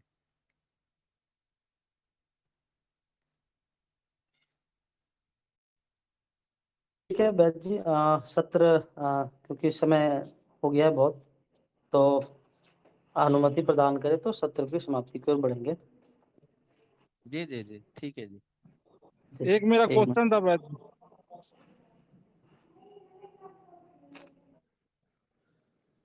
क्या बोलिए। अच्छा, ये सफेद अपराजिता का जो बिया होता है, बीज सीड, उसका विरेचन के काम के लिए भी आता है क्या उपयोग? हाँ, सिरो विरेचन में काम आता है। और पेट मतलब मल को विरेचन करने के लिए खाया जाता है क्या? मल मल में भी प्रवृत्ति मतलब होती है रेचन में, परंतु वो उतना परिमाण मतलब इतना लाभ नहीं देता। परंतु सिरो विरेचन में उसका बहुत अच्छा परिणाम है, अपराजिता के बीज का। तो किस तरह से लेना होगा उसका सिरो उसको विरेचन के नस्य लिए? देना होता है, नस्य देना होता है, सूंघने के लिए दिया जाता है। जी धन्यवाद भैया जी।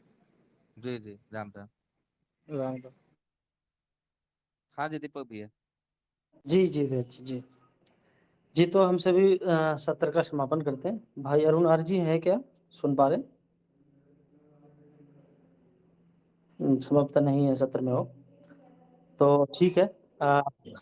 तो आज के सत्र का हम सभी समापन करते हैं और वैद्य श्री जी का कोटि-कोटि बंदन और नमन आज के सत्र के लिए।